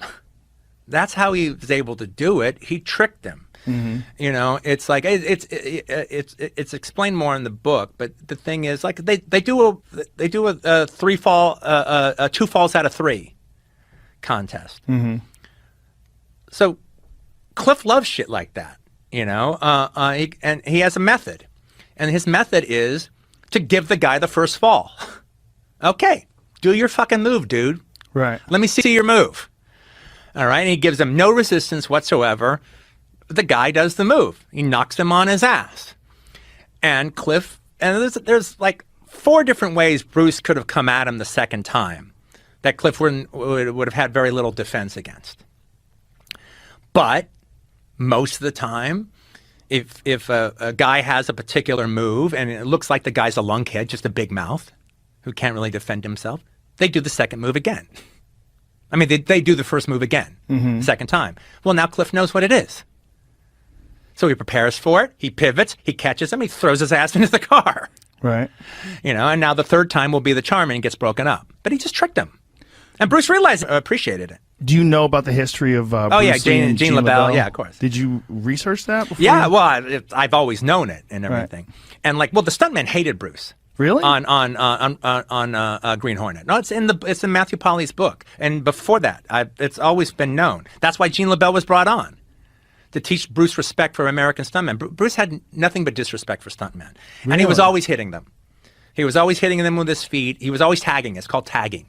When you hit a stuntman for real. And he was always tagging him with his feet, and he was always tagging him with his fist. And they got to be the point where, like, no, I refuse to work with him. Really? And he had nothing but disrespect for American stuntmen. Huh. That's interesting. I wonder what that was about. I wonder what his perspective would have been if somebody asked him to explain it. It's like, they're just not good enough. They're pussies. I want to make it look real. Okay. So he was hitting them to make it look real. Yeah. Yeah. But they don't like that. No. That's unprofessional. Well, that is unprofessional, but that's been done before in a bunch of movies by people that people say are assholes. Yeah, and and actually somebody else who had a reputation pretty similar to Bruce Lee's and that. And he did a lot of his own stunts, and he did some really, really gnarly shit. But and I've always been a big fan of Robert Conrad. But in the stunt community, he was known as Robert never met a stuntman he couldn't blame, Conrad. The stunt world is a fucking crazy world because they're the people that occasionally die making movies. Yeah, absolutely. Which is just nuts. And look, and the thing about it is also, Cliff is a hand-to-hand combat killer. He, he fought in World War II. He fought with the Filipino resistant fighters, in the Philippines against the Japanese. If Cliff fought Bruce Lee at one of Aaron Banks's Madison Square Garden tournaments, Cliff wouldn't stand a chance against Bruce Lee at a Madison Square Garden martial arts tournament. But as a killer who has killed men before in a jungle, he'd kill Bruce Lee. He'd fucking kill him. Bruce Lee's not a killer. Bruce Lee's never really let loose on anybody. He's always had to keep it together in a martial arts tournament kind of way. If he's actually facing a guy who could actually kill him, it's a different story. He realizes when Cliff takes a hand-to-hand, a military hand-to-hand combat stance, he realizes, oh shit, this guy's a killer. This guy's not fighting me. He's fighting his instinct to kill me. How much did you research martial arts when you were watching that? Like, and how much knowledge do you have about martial arts? Quite a bit, at least as far as the practitioners of it and everything. Yeah. But as far as how fights go down and different styles and well, pretty much. I mean, because at a certain point, I was choreographing the fights in Kill Bill. Oh yeah. Yeah, and it was like the stunt team that was executing them. Well, you have this deep love for those Hong Kong films, right? As well, Exactly. Right? Now, look in real life, the phoniest thing that in movies is a kung fu film. Yeah. Because in real life, no, somebody's going to fuck up, and the fight's going to be over in 30 seconds. Right. You can't do that. It's like somebody's going to make a mistake, and then that's when, bam, your jaw's broken on the fucking ground, or your wrist is broken or something. But no, Bruce Lee's not going to win. Not going to win a kill or be killed fight with a fucking killed guys 30 pounds heavier than them in fucking war. Well, in the real world, Bruce Lee was quite a bit smaller than most people too. You know, I think he was only 140 pounds or something like that. And he never learned how to take a punch. And he'll say, "Well, you can punch me." Yeah, okay. Well,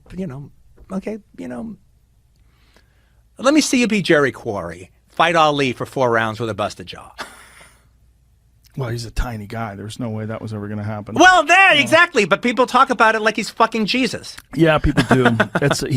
In the martial arts world, there was this dogmatic approach that was it was almost like religion. Mm-hmm. You had to believe wholeheartedly in your style. Mm-hmm. If you're a kung fu guy, that you believe in Wing Chun, that was your thing. If you believed in karate, that was your thing. Mm-hmm. Judo, whatever it was, you were fully committed, and you only trained in that style. Mm-hmm. He was the first guy, and he did this in the 1960s and the 70s, that decided to combine all these arts together and put it together as Jeet Kune Do. Mm-hmm. And not only had no one done that, but it was highly frowned upon.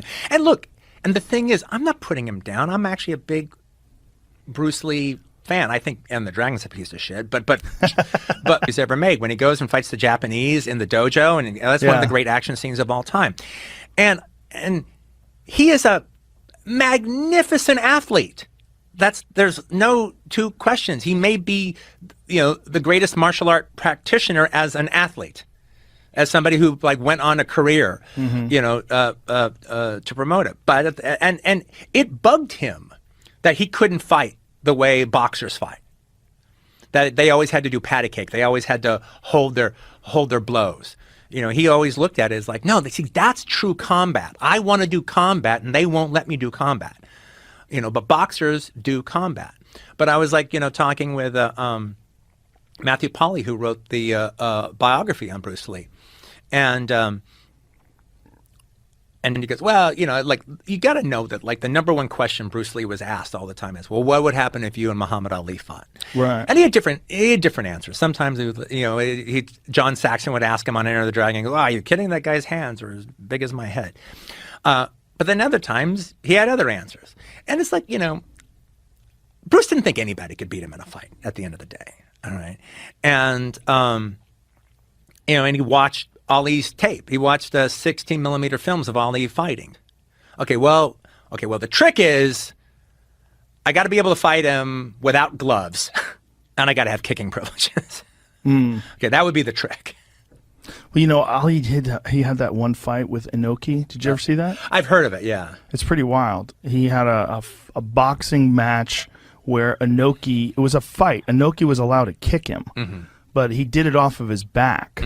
So Inoki literally dropped to his back and was kicking Ali's legs. Oh yeah, that like when that big wrestler guy fought Ali and he spent the entire time on his back. Well, that was him. That was that was that guy. That same guy. Inoki. Yeah. That's him. Yeah. So it's like, Ali had done some weird stuff too, and that was when Ali was the champ. So it's a bizarre choice. That was a crazy. Yeah. I think Did it bother you, the controversy, the Bruce Lee thing? Did you feel like? Yeah. Well, look, like I said, I understood where his family was coming from. I didn't understand where anybody else was coming from. They could pound sand. Well, you have to have that attitude to make the kind of films you make. Right. So I mean, like, also, what I was going to say is like, is that the biggest controversy in that regard, in terms of content of any of the movies you've ever made? Oh God, no. Like, what's the biggest? Well, like the violence was like considered a big deal. All right, when Reservoir Dogs came out, the torture scene. Yeah, the torture scene, and then like and then with Hateful Eight, there was all this like there was this thing about violence against women because of what happens, to Jennifer Jason Leigh, right? And which I think is just bullshit because there's nothing that happens to her that couldn't have happened to a man in that same situation. I would just use an analogy. Okay, well, instead of Daisy Domergue, it's Big Bell Shelley, a guy 250 pounds with a big old fucking Grizzly Adams beard or something like that. You wouldn't think shit about Kurt Russell smacking him all the time, man. You wouldn't think shit about hanging him. You wouldn't think about shit about any of that stuff happening to him. Okay, well, I'm having it happen to a girl who's just as bad as Big Bill Shelley. Right. Because I'm not playing fucking favorites. Yeah, there's a thing that that's what I was talking about you being grandfathered in many ways. It's like you're willing to do that even though you know that a lot of people are going to have bad ones. Well, it makes it, but look, and the thing is, it does make it a little harder to watch, but I'm down with it being harder to watch. Good. It's a fucking rough movie. Yeah. It's supposed to hurt. It's supposed to hurt. When it's like a kind of a black family, vaguely, that runs the stagecoach relays place. And then Daisy's gang murders them all. Well, having them black makes it hurt more. Well, good. It's supposed to hurt. This attitude towards making films, like, there's not a lot of people that share this attitude. It's hard. Is it hard? Is that what it is? What is it about this, doing a film where it's such a unique vision? Like, it's so clearly the vision of one man, and a wild man at that, that's willing to make these kind of films. But this is not common. There's not a lot of people that make movies the way you do. It's a very, very tiny percentage. Yeah, but that's why I like the people that I like. I mean, Brian De Palma was criticized for Right. misogyny, and you know, throughout his entire career, he told them all to fuck off. You know, he was like, no, I'm making scary movies, and you know, you put Nancy Allen in that situation, Right. because I'm more worried for Nancy Allen. Jesus Christ, Roy Scheider killed Jaws. He's gonna be scared of a black glove killer? No, probably not. You know, and it was just like, no, this is a convention of the genre, and I'm using this genre for my purposes. Or, you know, Sam Peckinpah, you know, does the movies he wants to make, and if you don't like it, don't go see it. And Sergio Leone or any of these guys, William Friedkin doing Cruising. You don't like it? Fuck off. Well, I love the attitude, but it just seems insanely difficult if you're a person that is dealing with this whole committee of human beings. You have executives and producers, and you have all these different folks that are exerting their influence on something, but you've managed to get your vision in a very, in many ways, pure. Yeah. No, look. I'm lucky. There's like no doubt about it. I've had a wonderful situation. I've had a wonderful ride. I've been able to make movies ever since I did the first one, Reservoir Dogs. That set me up. I had luck with my second one that it was really successful, so I was able to really, really make them. And I was, you know, I never really, next one was, okay, wherever I happened to be at that given time was going to be the next movie I did. And you know, I might argue about this or that and the other, but I was allowed to make the movies the way I wanted to make them. And it's been all the way to now. And I never have to answer to a committee, you know, like in the case of Once Upon a Time in Hollywood. It's like, no, I was answering to, he was financing it. I was answering to Tom Rothman, the head of Columbia Pictures. And so it wasn't a committee, it was him. So we had an issue, we talked about it and whatever. And you know, but I want to be a good partner, so I'm listening to him, but I'm not going to, you know, stab my movie in the balls. Was there some stuff in that movie that he thought was not appropriate or not too dangerous? More like he would wince at stuff. He goes, Quentin, they're going to go after you for this. Well, that's okay. I can handle it. I'm trying to help you, man. But it's not helping you, right? Ultimately. I know what he means. Yeah. All right. I know what he means. And what I'd rather not have to deal with controversy of the first week the movie comes out. And so that's what everybody's talking about as opposed to the movie. No, that would be counterproductive. I don't care if they talk about it later. Just maybe not the first fucking week. But your films, it's just... Well, then, like, well, no one's going to agree on everything you do. Well, also, you know, but there's also this. There's also, like, okay, there's real controversy. And then there's, like, okay, this guy or this woman is going to write a think piece in the New Yorker about my movie, or in the Los Angeles Times, or in the New York Times, and they're going to write some think piece about it, or on this website or that website. And they're going to go against it and talk about, oh, this is a retrograde vision, or that this is a regressive vision, or you know, Quentin has become right wing, and this movie has a right wing bent because of the way they, Quentin is identifying with Rick Dalton with fucking hippies. You know, he's that's how it's. Is that really a take that someone had that you've become right wing because of the character in the film? Even like a critic who liked it, A.O. Scott, goes, well, this whole vision seems more on the right than you would imagine for Quentin Tarantino. I mean, it doesn't necessarily make it wrong, make it bad, but it just seems like more on the right. Well, Rick is coming from a place more on the right, not me. Yeah.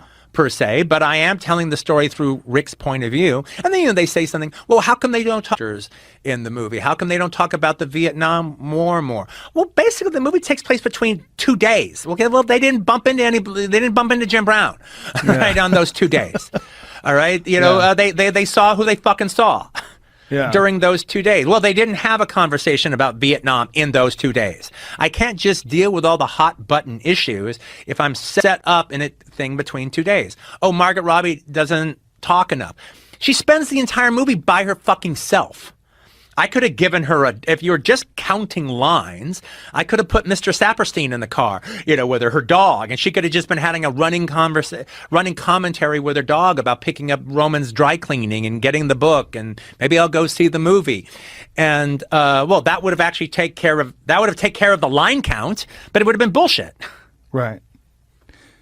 It doesn't seem like part of the problem is just that it came out during the time where Trump was president, and like that's one of the reasons why these political takes on things, like that he's more to the right, or like I can't imagine that anybody would think that you're leaning right now, that Quentin is becoming right because your character is. That seems so stupid, but it's more of it's just a statement about the politicalization of everything. Well, I think those kind of like academic college think pieces, they're just fine. Like in a college situation, they make sense. I can take a book or a movie and come up with some argument that goes, that's like that's more of a subtextual argument about a film. That doesn't mean I'm right, but it means I can make my little argument, right? For the course. But it doesn't. But I have no illusions that that's what the director was thinking about. And ultimately, when it comes to subtextual criticism, it doesn't matter. It's simply you making your little case. But in the heat of the moment, they're actually treated more seriously than that. How do you parse out when you have experienced criticism about a film? Do you go over that criticism? Do you read it, or do you just get to a point where you're like, you know what, I know what I did, I love what I did, I don't give a fuck? Well, I like to write film criticism, so I can take it with a grain of salt. One, if I know who they are, all right, then I have a sense of where they're coming from and what they're talking about. But like within 3 paragraphs, I see where this guy or woman is coming from, and they either like my stuff or they don't like it. Right. And if they're inclined to like it, that's interesting to see what it is that did that. I mean, a lot of the critics that like me didn't like Hateful Eight. It all came down to the fact that it was just too rough a vision for them. It was just too cynical. It was too cruel. And that's one of my favorite movies, because I feel like, wow, that's the Sam Peckinpah movie I always wanted to make. It's a fucking cruel, pitiless vision. But it's called The Hateful Eight. The idea is there's no good guys in the movie. Yeah, they're all fuckers. Yeah, and well, that's except for the stagecoach driver. He's not. That's why he's 9. He's not part of the Hateful Eight. But it's one of your best movies, and it's a great example of a Tarantino movie in that there is no good. Yeah, it's all bad guys, and it's still incredibly enjoyable. That's how I think. Yeah, and chaos. And so when so I actually kind of took it as a badge of honor that the people who like my movies, they didn't say they didn't like this, but it was just too rough for them. Yeah, and it was like I think A.O. Scott, who's always been a pretty good champion of mine, he said something in the fact that, well, Tarantino's playing with racism and misogyny and gruesomeness, and that's a good way to put it. It is a good way to put it. And I was like, who wants clean hands? Yeah, yeah. I make Hateful Eight to get them dirty. Right. You're in the wild movie business. Yeah. Yeah, there's no clean hands in the wild movie business. Yeah. When you well said. When you think that you have this one more film to make, is there more weight on that, or you just do your fucking thing? The weight was really on Once Upon a Time in Hollywood. Really? That's kind of like my big epic. That's like my big wrap up the career kind of epic. And I think I did it. So I don't know what the next story is going to be. I'm imagining it'll be more epilogue-y. Like, this is the big one, and then whatever I end up doing for that last one, like I said, a bit more of an epilogue, just as you're wrapping up the career. But you don't have a specific I have no idea. I have no idea. Do you No, have the a only thing I timeline? get no. I wanted. I hope to do 2 more books, and one more book, and then do a play, and then we'll see where we are. We'll see if another story has come. I mean, the only one I can imagine where it would be another epic, where I need to outdo everything, is if I did a Kill Bill 3. Think about a redo of Reservoir Dogs. Is that bullshit? Well, I considered it. Yeah? I considered, I thought it would be something interesting about taking my first script and then just remaking it with different actors and just seeing how better of a director I've come, because I actually think the material is timeless enough. I could do that. But I think that's not really how I want to end the career. But I could very well write a stage version of Reservoir Dogs when I'm doing theater, and then like just do it on stage. I plan on doing, I've got a first play that I wrote actually before I started doing the movie Once Upon a Time in Hollywood. I wrote the script, then I didn't let anybody know I'd finished it, and then I wrote a play. And then I wrote 5 episodes of Bounty Law. And then I let the script down. But I want to do A Hateful Eight later on stage, and I want to do Reservoir Dogs later on stage, yeah. Wow. Hateful Eight as a play would be pretty fucking wild. Yeah. Kill Bill Part 3. You need some water? Yeah, I do, actually.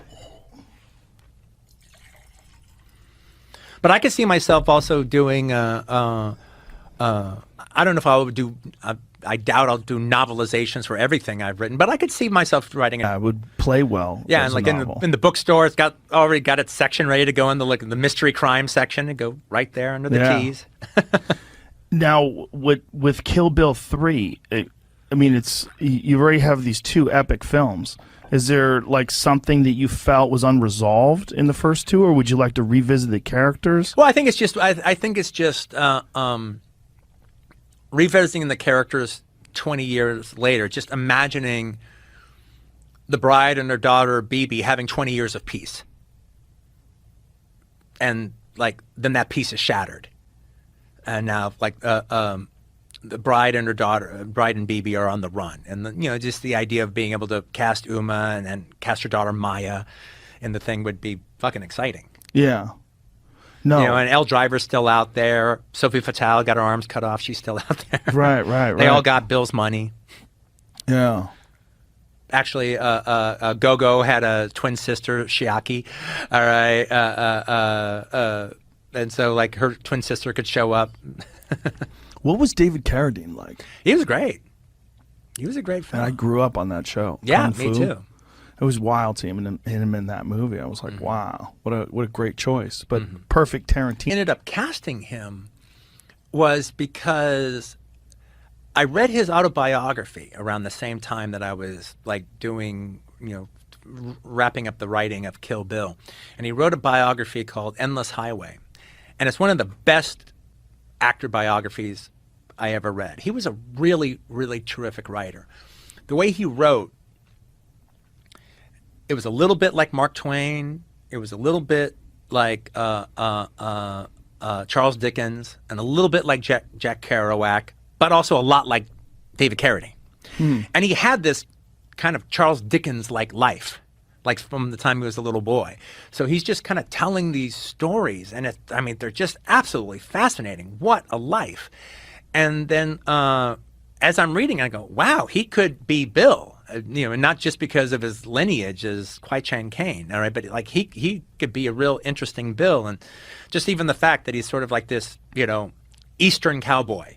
He has this Eastern mysticism aspect about him, but he also has just full-on Western cowboy shit about him too. Well, that sounds like Bill. Yeah. That TV show was supposed to be Bruce Lee too, right? No, it wasn't. It wasn't? That's part Is of that the bullshit? Yeah, it's a complete lie. Really? Linda Lee just has completely lied about that in that book she wrote, Bruce Lee, The Man Only I Knew. The Man Only She Knew. Well, Betty T. Ping, the mistress who he's bet he died in, probably knew him a little bit too. Bruce Lee died in his mistress's bed. Yeah, what did he die from? It was like complications from a medication? Something, yeah. Yeah. Yeah, and but she wrote this book called Bruce Lee, The Man Only I Knew, which was actually the first biography I ever read. And in the book, she claims that Bruce had written this idea for a TV show called The Warrior, and that Warner Brothers read The Warrior and ripped it off. And then they wrote Kung Fu. And then they read Bruce Lee but decided not to use him because they're racist, and then boom, then they cast David Carradine. Okay, Kung Fu was written by a guy named, I believe his name is David Abramson. Abrams or Abramson. Ed Abramson. I might be pronouncing it wrong, but it's the name. It's just pretty fucking clear. Ed Abramson either ripped off Bruce Lee's treatment for the Warrior or he didn't. Ed Abramson, who was an established TV writer, he also wrote the movie Gordon's War that Ossie Davis directed. He either created Kwai Chang Caine or Bruce Lee did. He's either is guilty of plagiarism or he's not. Well, he's not. He created, he never saw this Warrior thing. He created, and he has I talked to the author of the book about Bruce Lee, Matthew Pauly. You know, he said, "Oh man, when I called Ed Abrams up, oh my God, it was the phone call he'd been waiting 40 years for because he's had to put up with this all this time. He had all the information, he had all the documentation of how he wrote the script and how he came up with Kwai Chang Caine. You know, he wrote that script. He created Kwai Chang Caine. All right, now, okay, so." Let's also look at it from a different point of view. Okay, so maybe Ed Abramson didn't rip off the Warrior. Okay, but maybe, say, Warner Brothers did. Say, Warner Brothers, hey, this is a great idea. Okay, so this is written by, like, the greatest martial artist guy of all time. Let's get rid of him. First thing off the bat, let's get rid of him. We don't want him involved. Why would we want him involved? Let's get rid of him. And now we'll just hire some guy, but we won't tell him that it's based on this guy's treatment called the Warrior. We won't tell him that. Well, if they did that, and then the show becomes the phenomena, it becomes not just a hit, a phenomena, like the biggest show of its era, like that and All in the Family. Well, if I was the Lee family, I'd be kind of mad at Warner Brothers, wouldn't you? To rip me off so bad? Yes. Okay, well, naturally. Okay, but when Bruce Lee is sitting in the catbird seat and he does his first studio film, Enter the Dragon, who does he do it with? Warner Brothers. Right, but maybe they worked out some sort of a thing. No, but they didn't. They did. definitely didn't. Well, then why isn't Linda Lee talking about that? They didn't work out some money thing. It's like, okay, not only that, her book is published by Warner Books. But the reality is this, and it's in Matthew Pauly's book. Not only did Bruce Lee not write The Warrior before Kung Fu came, he wrote it after he had read the Kung Fu script. Really? Yes. And he read the Kung Fu script. He tried out for it. They didn't use him because they couldn't understand him when he talked. And it was actually between, the three people it was between was Bruce Lee, William Smith. Who's William Smith? Oh, Falcon Eddie from Rich Man, Poor Man. Oh, okay. You know, the big muscle guy. He's in all the biker movies. Conan's father in Conan. And the head Russian dude in Red Dawn. Okay. And David Carradine. Because David Carradine had just done the play Royal Hunt of the Sun, and part of it was he played the head of the Incas, and he had this big crazy dance in it that was excited Broadway. And David Carradine got it. After he didn't get Kung Fu, that's when he wrote The Warrior. And he took elements from Ed Abrams' Kung Fu script and put it in The Warrior. And Matthew Pauly's book even says, well, you know, Bruce had a Hong Kong idea of plagiarism, which is everything is takeable as long as you can take it. All right. So, but anyway, that's not, okay. Anyway, all that is what that is. However, Linda has been this has been championed for years that Warner Brothers stole the idea from Bruce Lee's The Warrior. All right, and then they shit-canned him, and they stole his idea that he's the one that came up with Kung Fu. That's a complete lie. Then they parroted it again in that Dragon movie with Jason Lee. It's said again. And Ed Abrams is all ready to sue them. Okay, woman, I've got you now. I've been putting up with this shit for 20 years. And then Brandon Lee died. Wow. And then he was like, oh, okay, she just lost her son. I'm not going to fucking do it and everything. All right, you know. But what would be really funny is Linda Lee is now producing that show Warrior based on Bruce Lee's original treatment.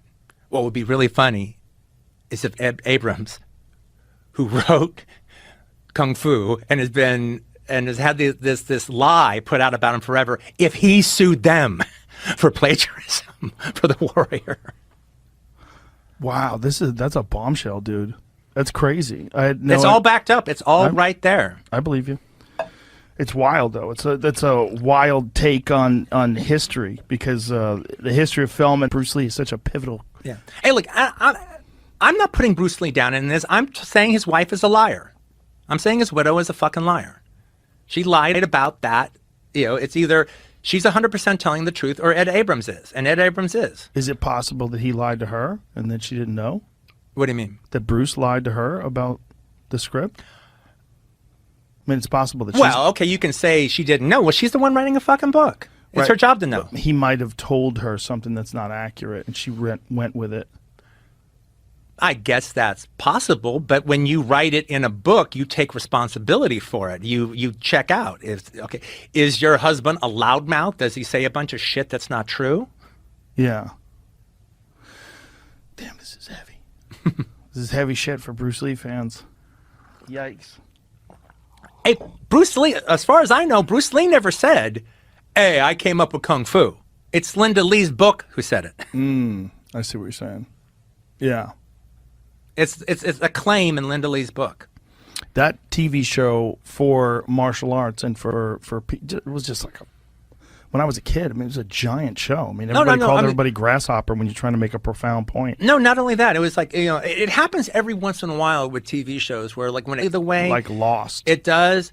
It's like this. If it's built around a star, that star's not like a normal TV star. He's like a rock star for a while. You know, David Carradine became a rock star in the early 70s because of that show. The way like Don Johnson became like a rock star for that first two seasons of Miami Vice. Right. Did you talk to him about that when you were doing Kill Oh, Bill? yeah. We talked about it a lot. That had to be a trip for him. Well, one of the things that was so interesting about that show is they're always like teaching the little lessons when they go, like, you know, he sees something going on in the Old West, and then he remembers back to being at the Shaolin Temple where a similar lesson is taught. And it's just kind of crazy for them to do this like TV show that deals with Buddhism and everything, and for them to get the Buddhism part so right. I mean, those are the best parts of the show, were those little lessons, and they always were very profound, and they had a real poetry to them. And I found out from David that, okay, we're not really using the Shaolin Temple theories. It's pretty much Confucianism. So we took anything that we thought worked. We took stuff from American Indians. We took stuff from this. The philosophies that Cain is learning is Confucianism. And you could have really done that in a very clunky manner, and it really wasn't. No, that's what I'm saying is, like, you would expect if ABC is going to do something like that, it's going to be clunky, or it's going to be obvious, or it's going to be like the most risible part of the fucking show, as opposed to the most meaningful part. Yeah. And it was also interesting. He also said that, he goes, we never let outside writers write those scenes. So if you weren't part of the writing team, if you wrote a script for Kung Fu, they always tried to write those scenes, but we only let the writers, the people who are on the show, write those scenes. They would always take out, if you were writing a spec script, they would take out your lesson and write their own. That's interesting, because they were tuned into it. They knew what they were doing. The tone. Yeah, and looking back on it now, I mean, even if you were a type of person who was really cynical and called bullshit, like they were good. They were good lessons, man. Yeah, which is interesting for. You know, no, I mean, one I remember, it's really interesting where it's like it's like one with Andrew Prime where he's a gunfighter and he gets killed and the woman falls in love with him and she's sitting there crying and Cain is consoling her and she says something about every time I've said profound in the show, you know, Cain goes, he's comforting her and she goes, it's just such a waste. It's just such a waste. And he goes, well,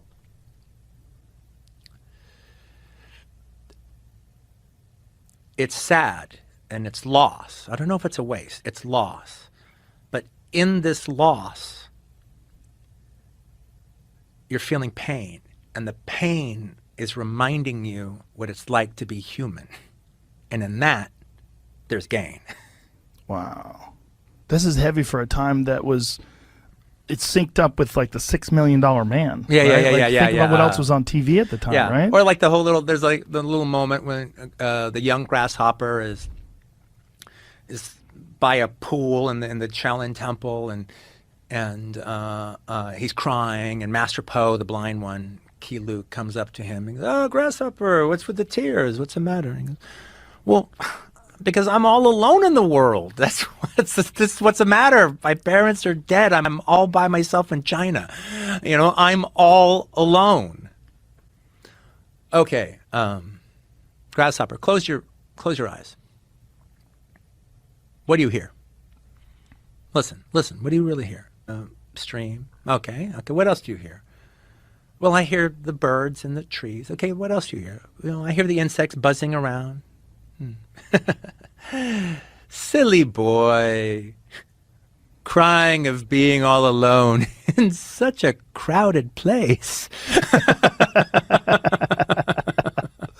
It's kind of amazing that show got made that way when you really think about it. And it was a phenomenon. Yeah, it really was. Well, it was one of the things that got me really interested in martial arts, other than Bruce Lee movies. I bet. You know? Well, and there wouldn't be any Bruce Lee movies without Kung Fu. It was the idea that, like, it was because of Kung Fu that Warner Brothers bought Five Fingers of Death.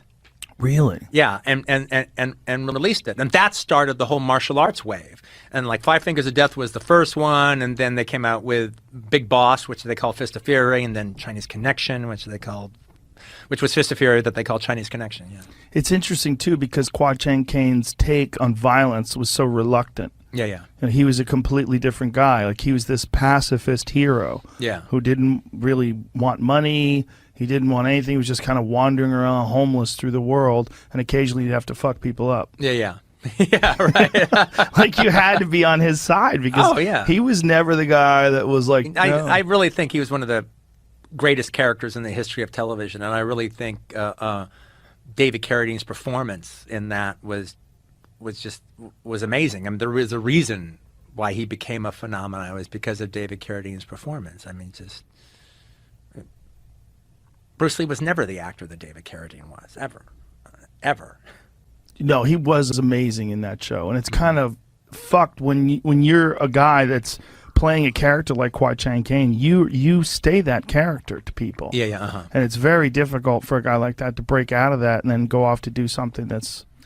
But then he did it with Kill Bill. I mean, there's a whole lot of. I mean, so many years later. So many years later. But I mean, like now there's like 3 generations. Like Kwai Chang, who? No, he's right, Bill. Of course, he's fucking Bill. He's Bill. Yeah, that is true. It just took time. For yeah. people to get past it.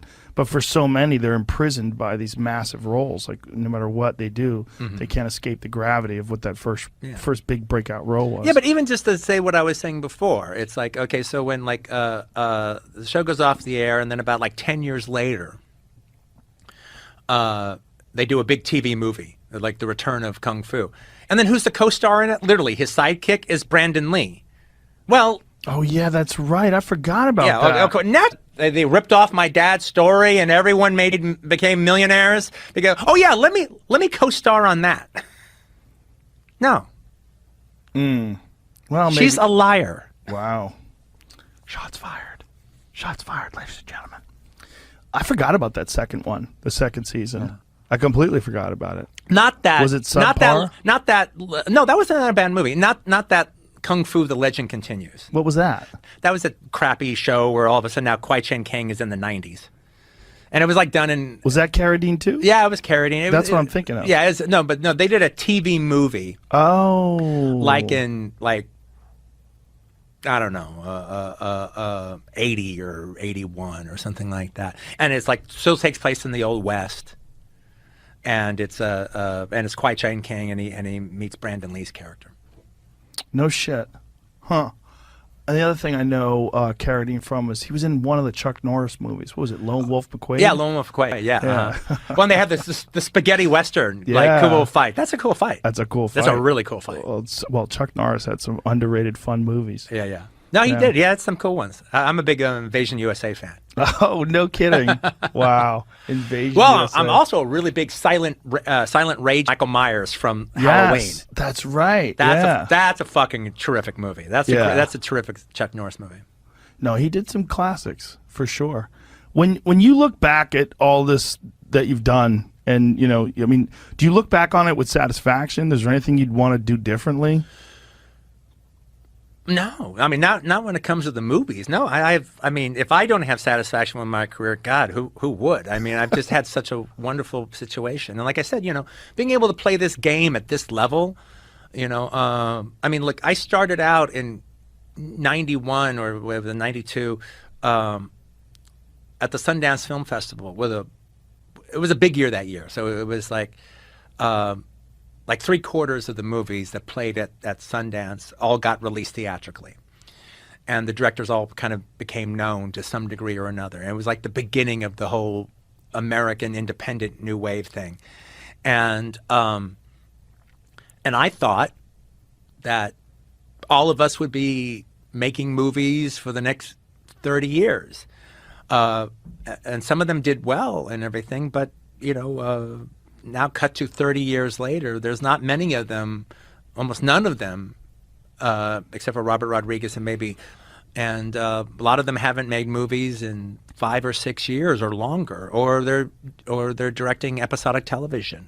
Yeah. So just to be able to follow my muse wherever it went, to be able to write whatever I wanted to do and be able to get it made and have actors who wanted to do it and have people who like it and want to back it and have people who want to go see it on opening weekend, and just be able to go wherever it goes, and then also to be able to play at this level.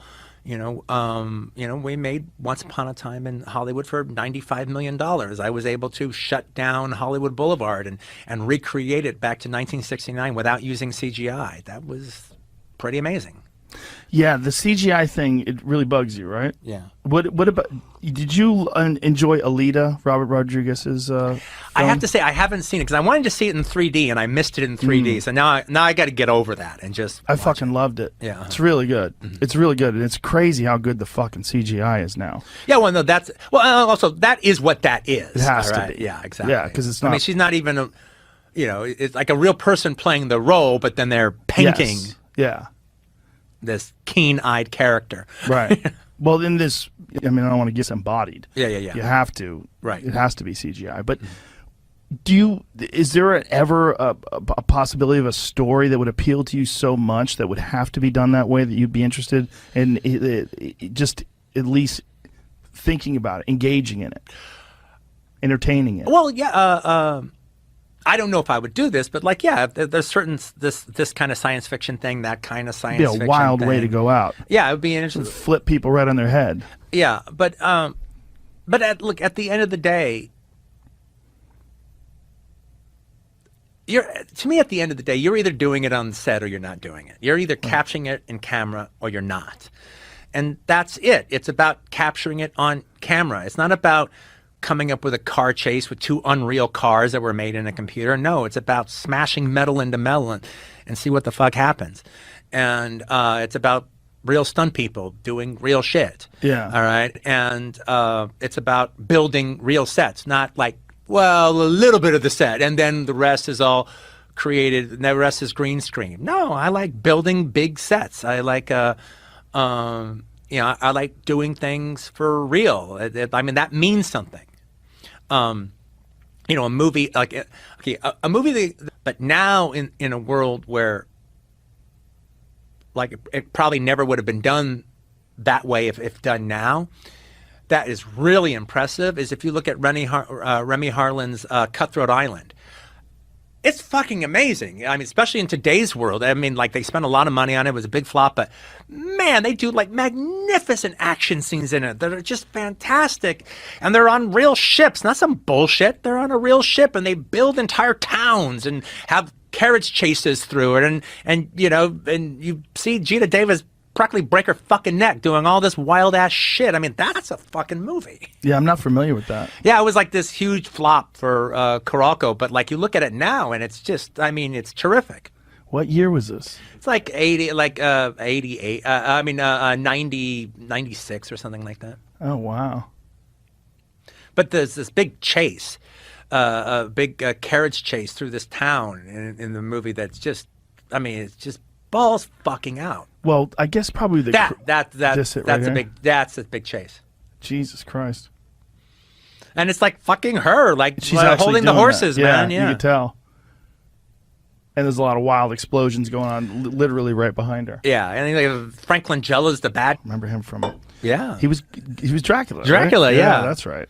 He was a good. But actually, Dracula, he was a definitely good Dracula. That movie had a good tagline. It was like, the story of the greatest lover who ever lived, died, and lived again.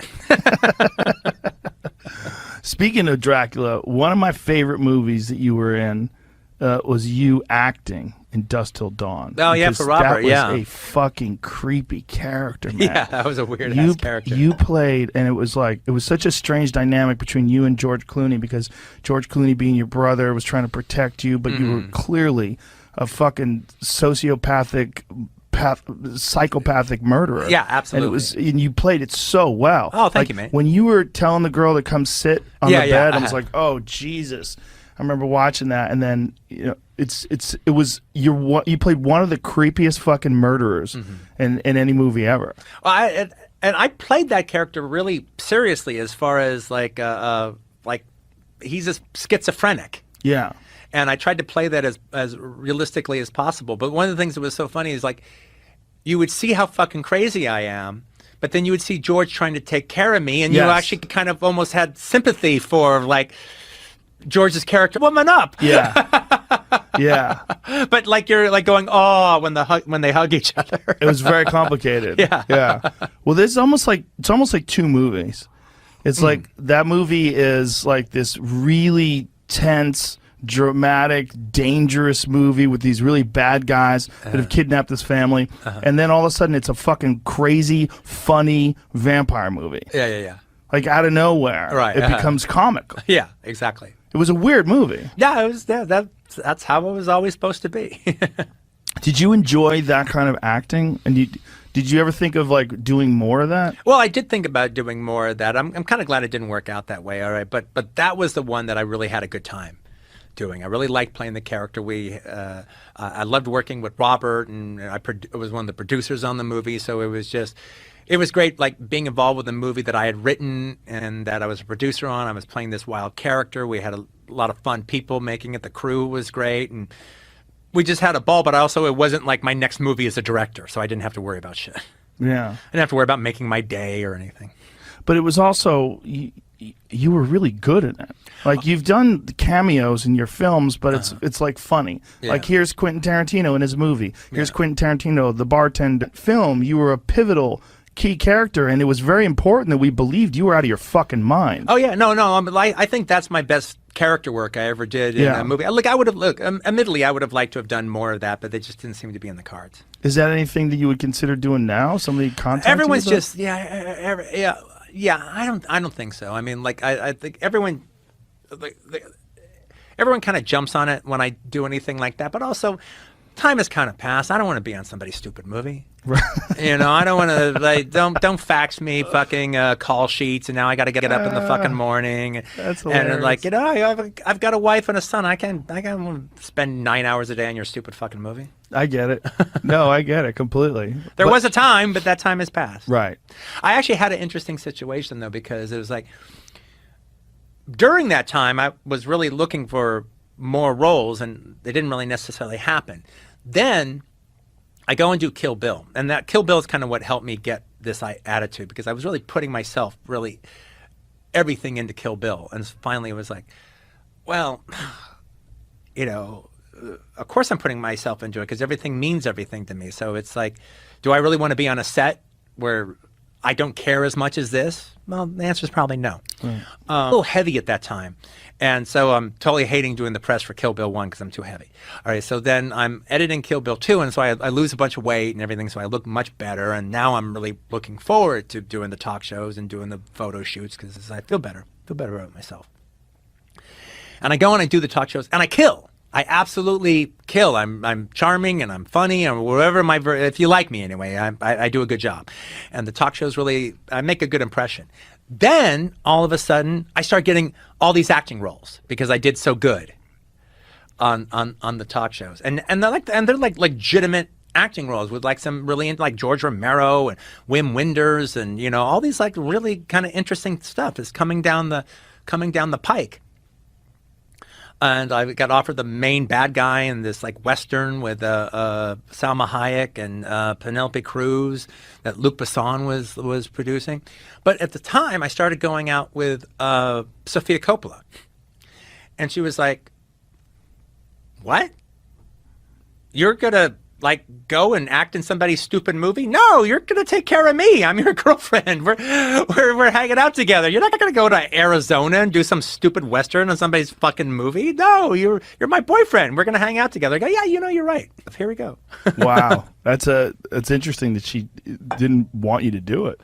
Well, yeah, but actually she made sense. Like, oh yeah, you're right. I'm in love. Why the fuck I'm gonna run away for like 4 months? Fuck that shit. The beautiful thing is you could do whatever you want. Mm-hmm. That's the beautiful thing. And one of the things about your success that's been so unique is that you've been able to do whatever you want from the jump.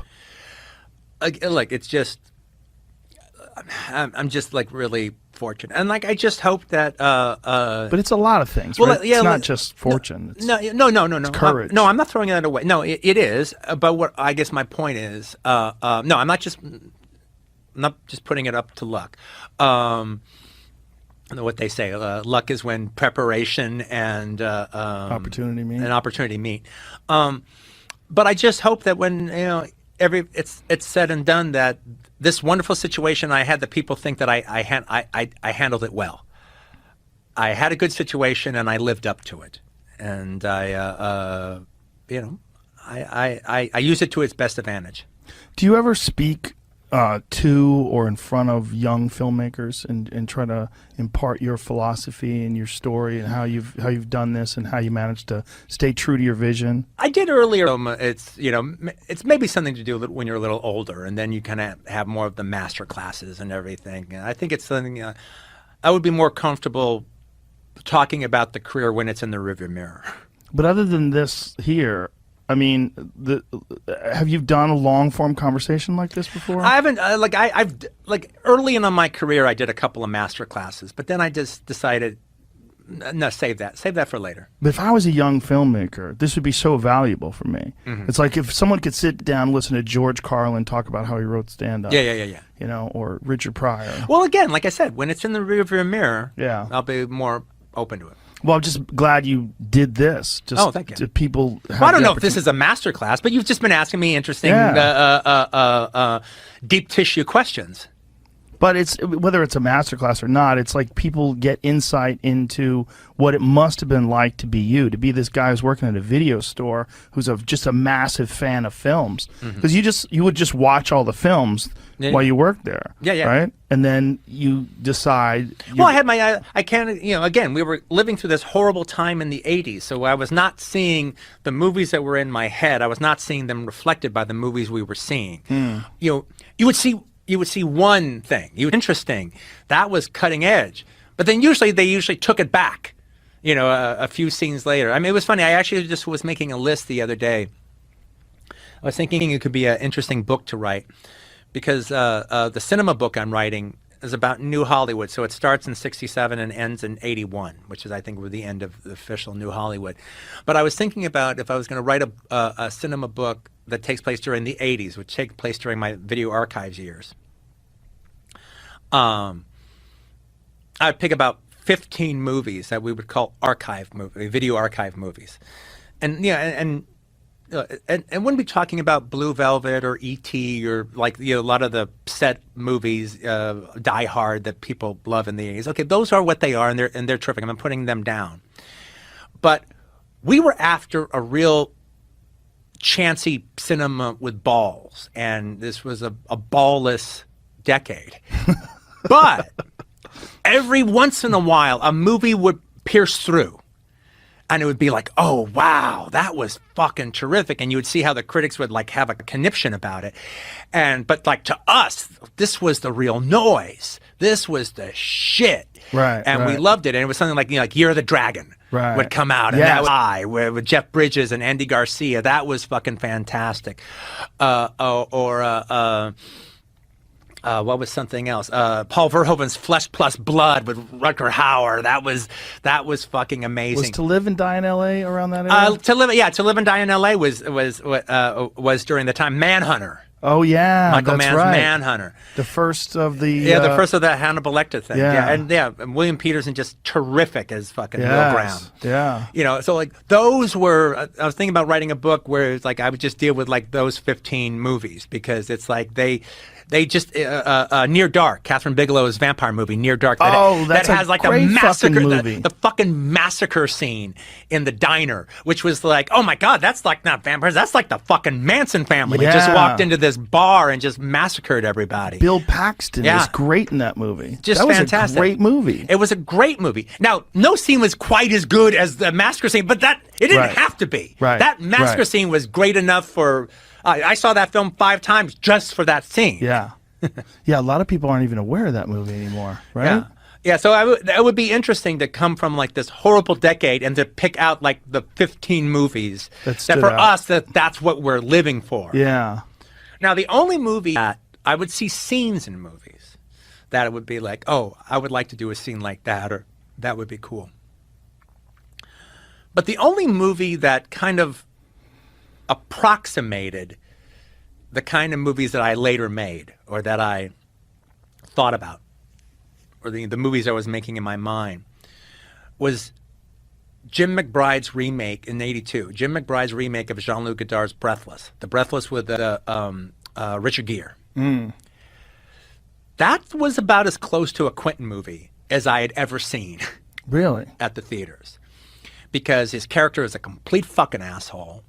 His character is really into rockabilly music. I was really into rockabilly music at the time. He was a fucking asshole. He read comics all the time. I read comics. My two passions were rockabilly music and comic books. He read them both. He was a huge fan of the Silver Surfer. He kept talking about the Silver Surfer all the time. They did these interesting distance. They shot Los Angeles as if it was like a backlot studio and made you fall in love with Los Angeles again. And, again, he's just a dick. And they do like cool shots, like process shots where it's just obviously it's fake. He's not really driving and there's like this phony process shot in the back. It was just awesome. He would stop and sing Jerry Lee Lewis songs. It was just fucking groovy, man. It was like that's what I'm looking for. You were a fan of comic books. Do you like comic book movies? Look, here's the thing. Look, I've grown bored with a lot of them. I mean, it would have been great if all this Marvel shit was happening when I was in my 20s and early 30s. Yeah. Like what's happening now is what we wanted to happen in the 80s. Right. Okay. Yeah. So, but they wait till I'm in my 50s, and now I don't give so much of a shit about it anymore. Yeah. One of the things that I've always said is no one has really done a true Robert E. Howard Conan movie. Oh no, they haven't. They really haven't. They never really nailed it. And I was always secretly hoping that you would take over. Well, Robert Rodriguez is the one who really wanted to do a Conan movie. Did he really? Yeah. Oh my God. Yeah, because Robert Howard, he's like, hey, Robert E. Howard, he's a Texan, all right? Yeah. Conan is a Texas creation. Yep. And if I did, it would probably be I love the comic series where they did the whole one of the shorts, the one where there's the one pirate queen that has all those black African guys as her crew. Well, they had Conan meet her in one of the comic books, and then, but the entire journey that they have is a short story, so you never learn about the entire journey. You just learn how he gets with her, and then how it ends. But they did like a 20 issue run where where it was like for two years. They just go through the entire voyage that he had with her in the comics, and it's one of the greatest runs of the comic. That there Really? is, yeah. What year was this around? Like, if I'm not mistaken, I think like around the height of the comic book's popularity. So I'm thinking like 77, 78. I was really hoping. It's like Queen of the Golden Pearl. I can't remember the name of the story. I was really hoping for the Jason Momoa Conan, because I think if anybody like represents what Conan was supposed to look like, it wouldn't be Arnold Schwarzenegger when he was a bodybuilder. It would have been Jason Momoa, especially after he got done playing Khal Drago. You know, which is now. Here's the thing though about it. I thought he did a pretty good job in that movie. Yeah, the movie was just shit. But here's the deal though. The kid playing Conan when he was a kid fucking killed it. Yeah, he did kill it. No, that opening 10 minutes where he cuts all the guys' fucking heads off and comes back. That was the shit. That's why I was so pumped for the movie. And then I'm a big Jason Momoa fan, especially from him from the Game of Thrones. You see that character, like that could be Conan. Look, I have to say, like, I have affection for the John Milius one because I like Milius's philosophies that he keeps putting out there. And I actually really like the sequel, the Conan the Destroyer, the one with Grace Jones. That's the one that's most like the comic book. And it's actually written by Gary Conway, the guys who wrote the comic book, Roy Thomas and Gary Conway. So that's the one that actually feels like the comic book. Right, yeah. Because I love I'm a big fan of the comic book. Oh, the comic book was excellent. Yeah, the comic book. That's how I got into it. Yeah. Later in life, about like 10 years ago, I started reading the short stories. Oh, really? Yeah. Robert E. Howard is such a complicated guy. Yeah. And killed himself in his early 30s, right? Did you see that movie about him? No, I didn't, but I heard it was really good. Yeah, Vincent D'Onofrio plays him. Was it good?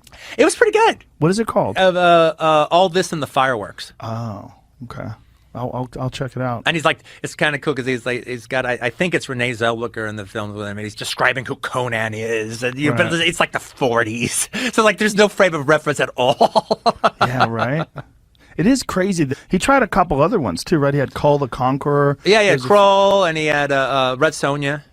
Yeah. But it was those movies. I just don't think anybody's really nailed it. Yeah.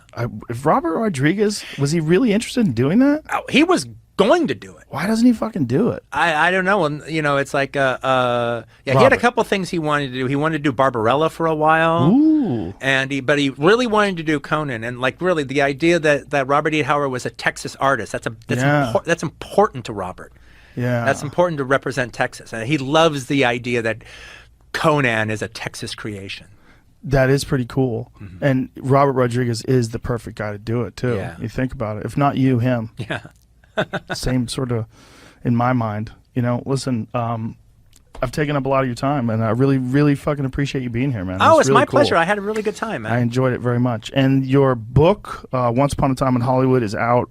It's out right now. Yes, June 29th. That's when this plays, right? Yeah, and is it Jennifer Jason Leigh is doing the... She's doing the audiobook. Yeah. I've listened to some of it. It's very good. Oh, good. It's excellent. Cool. She's excellent at it, she's just fucking one of the greatest actresses in the world. It's very cool that you got her to read it. No, I asked her if she would do it, and she said she were on tape. And, oh, really? Yeah, so it's like, it's exciting. Oh, that's so fucking cool that she was willing to do that for you. Yeah, she was. Yeah, awesome. she enjoyed it. It was cool. That's awesome. Well, it's also really cool because, like, her dad was Vic Morrow, so the thing about it is she knows all these actors, all the actors that are dropped from this era. All right, like she knew every one of them. She didn't have to learn shit. Right. That is cool. Listen, man, like I said, it's an honor. Really appreciate it very, very much. My pleasure. Good to be on here, mate. Thank you very much.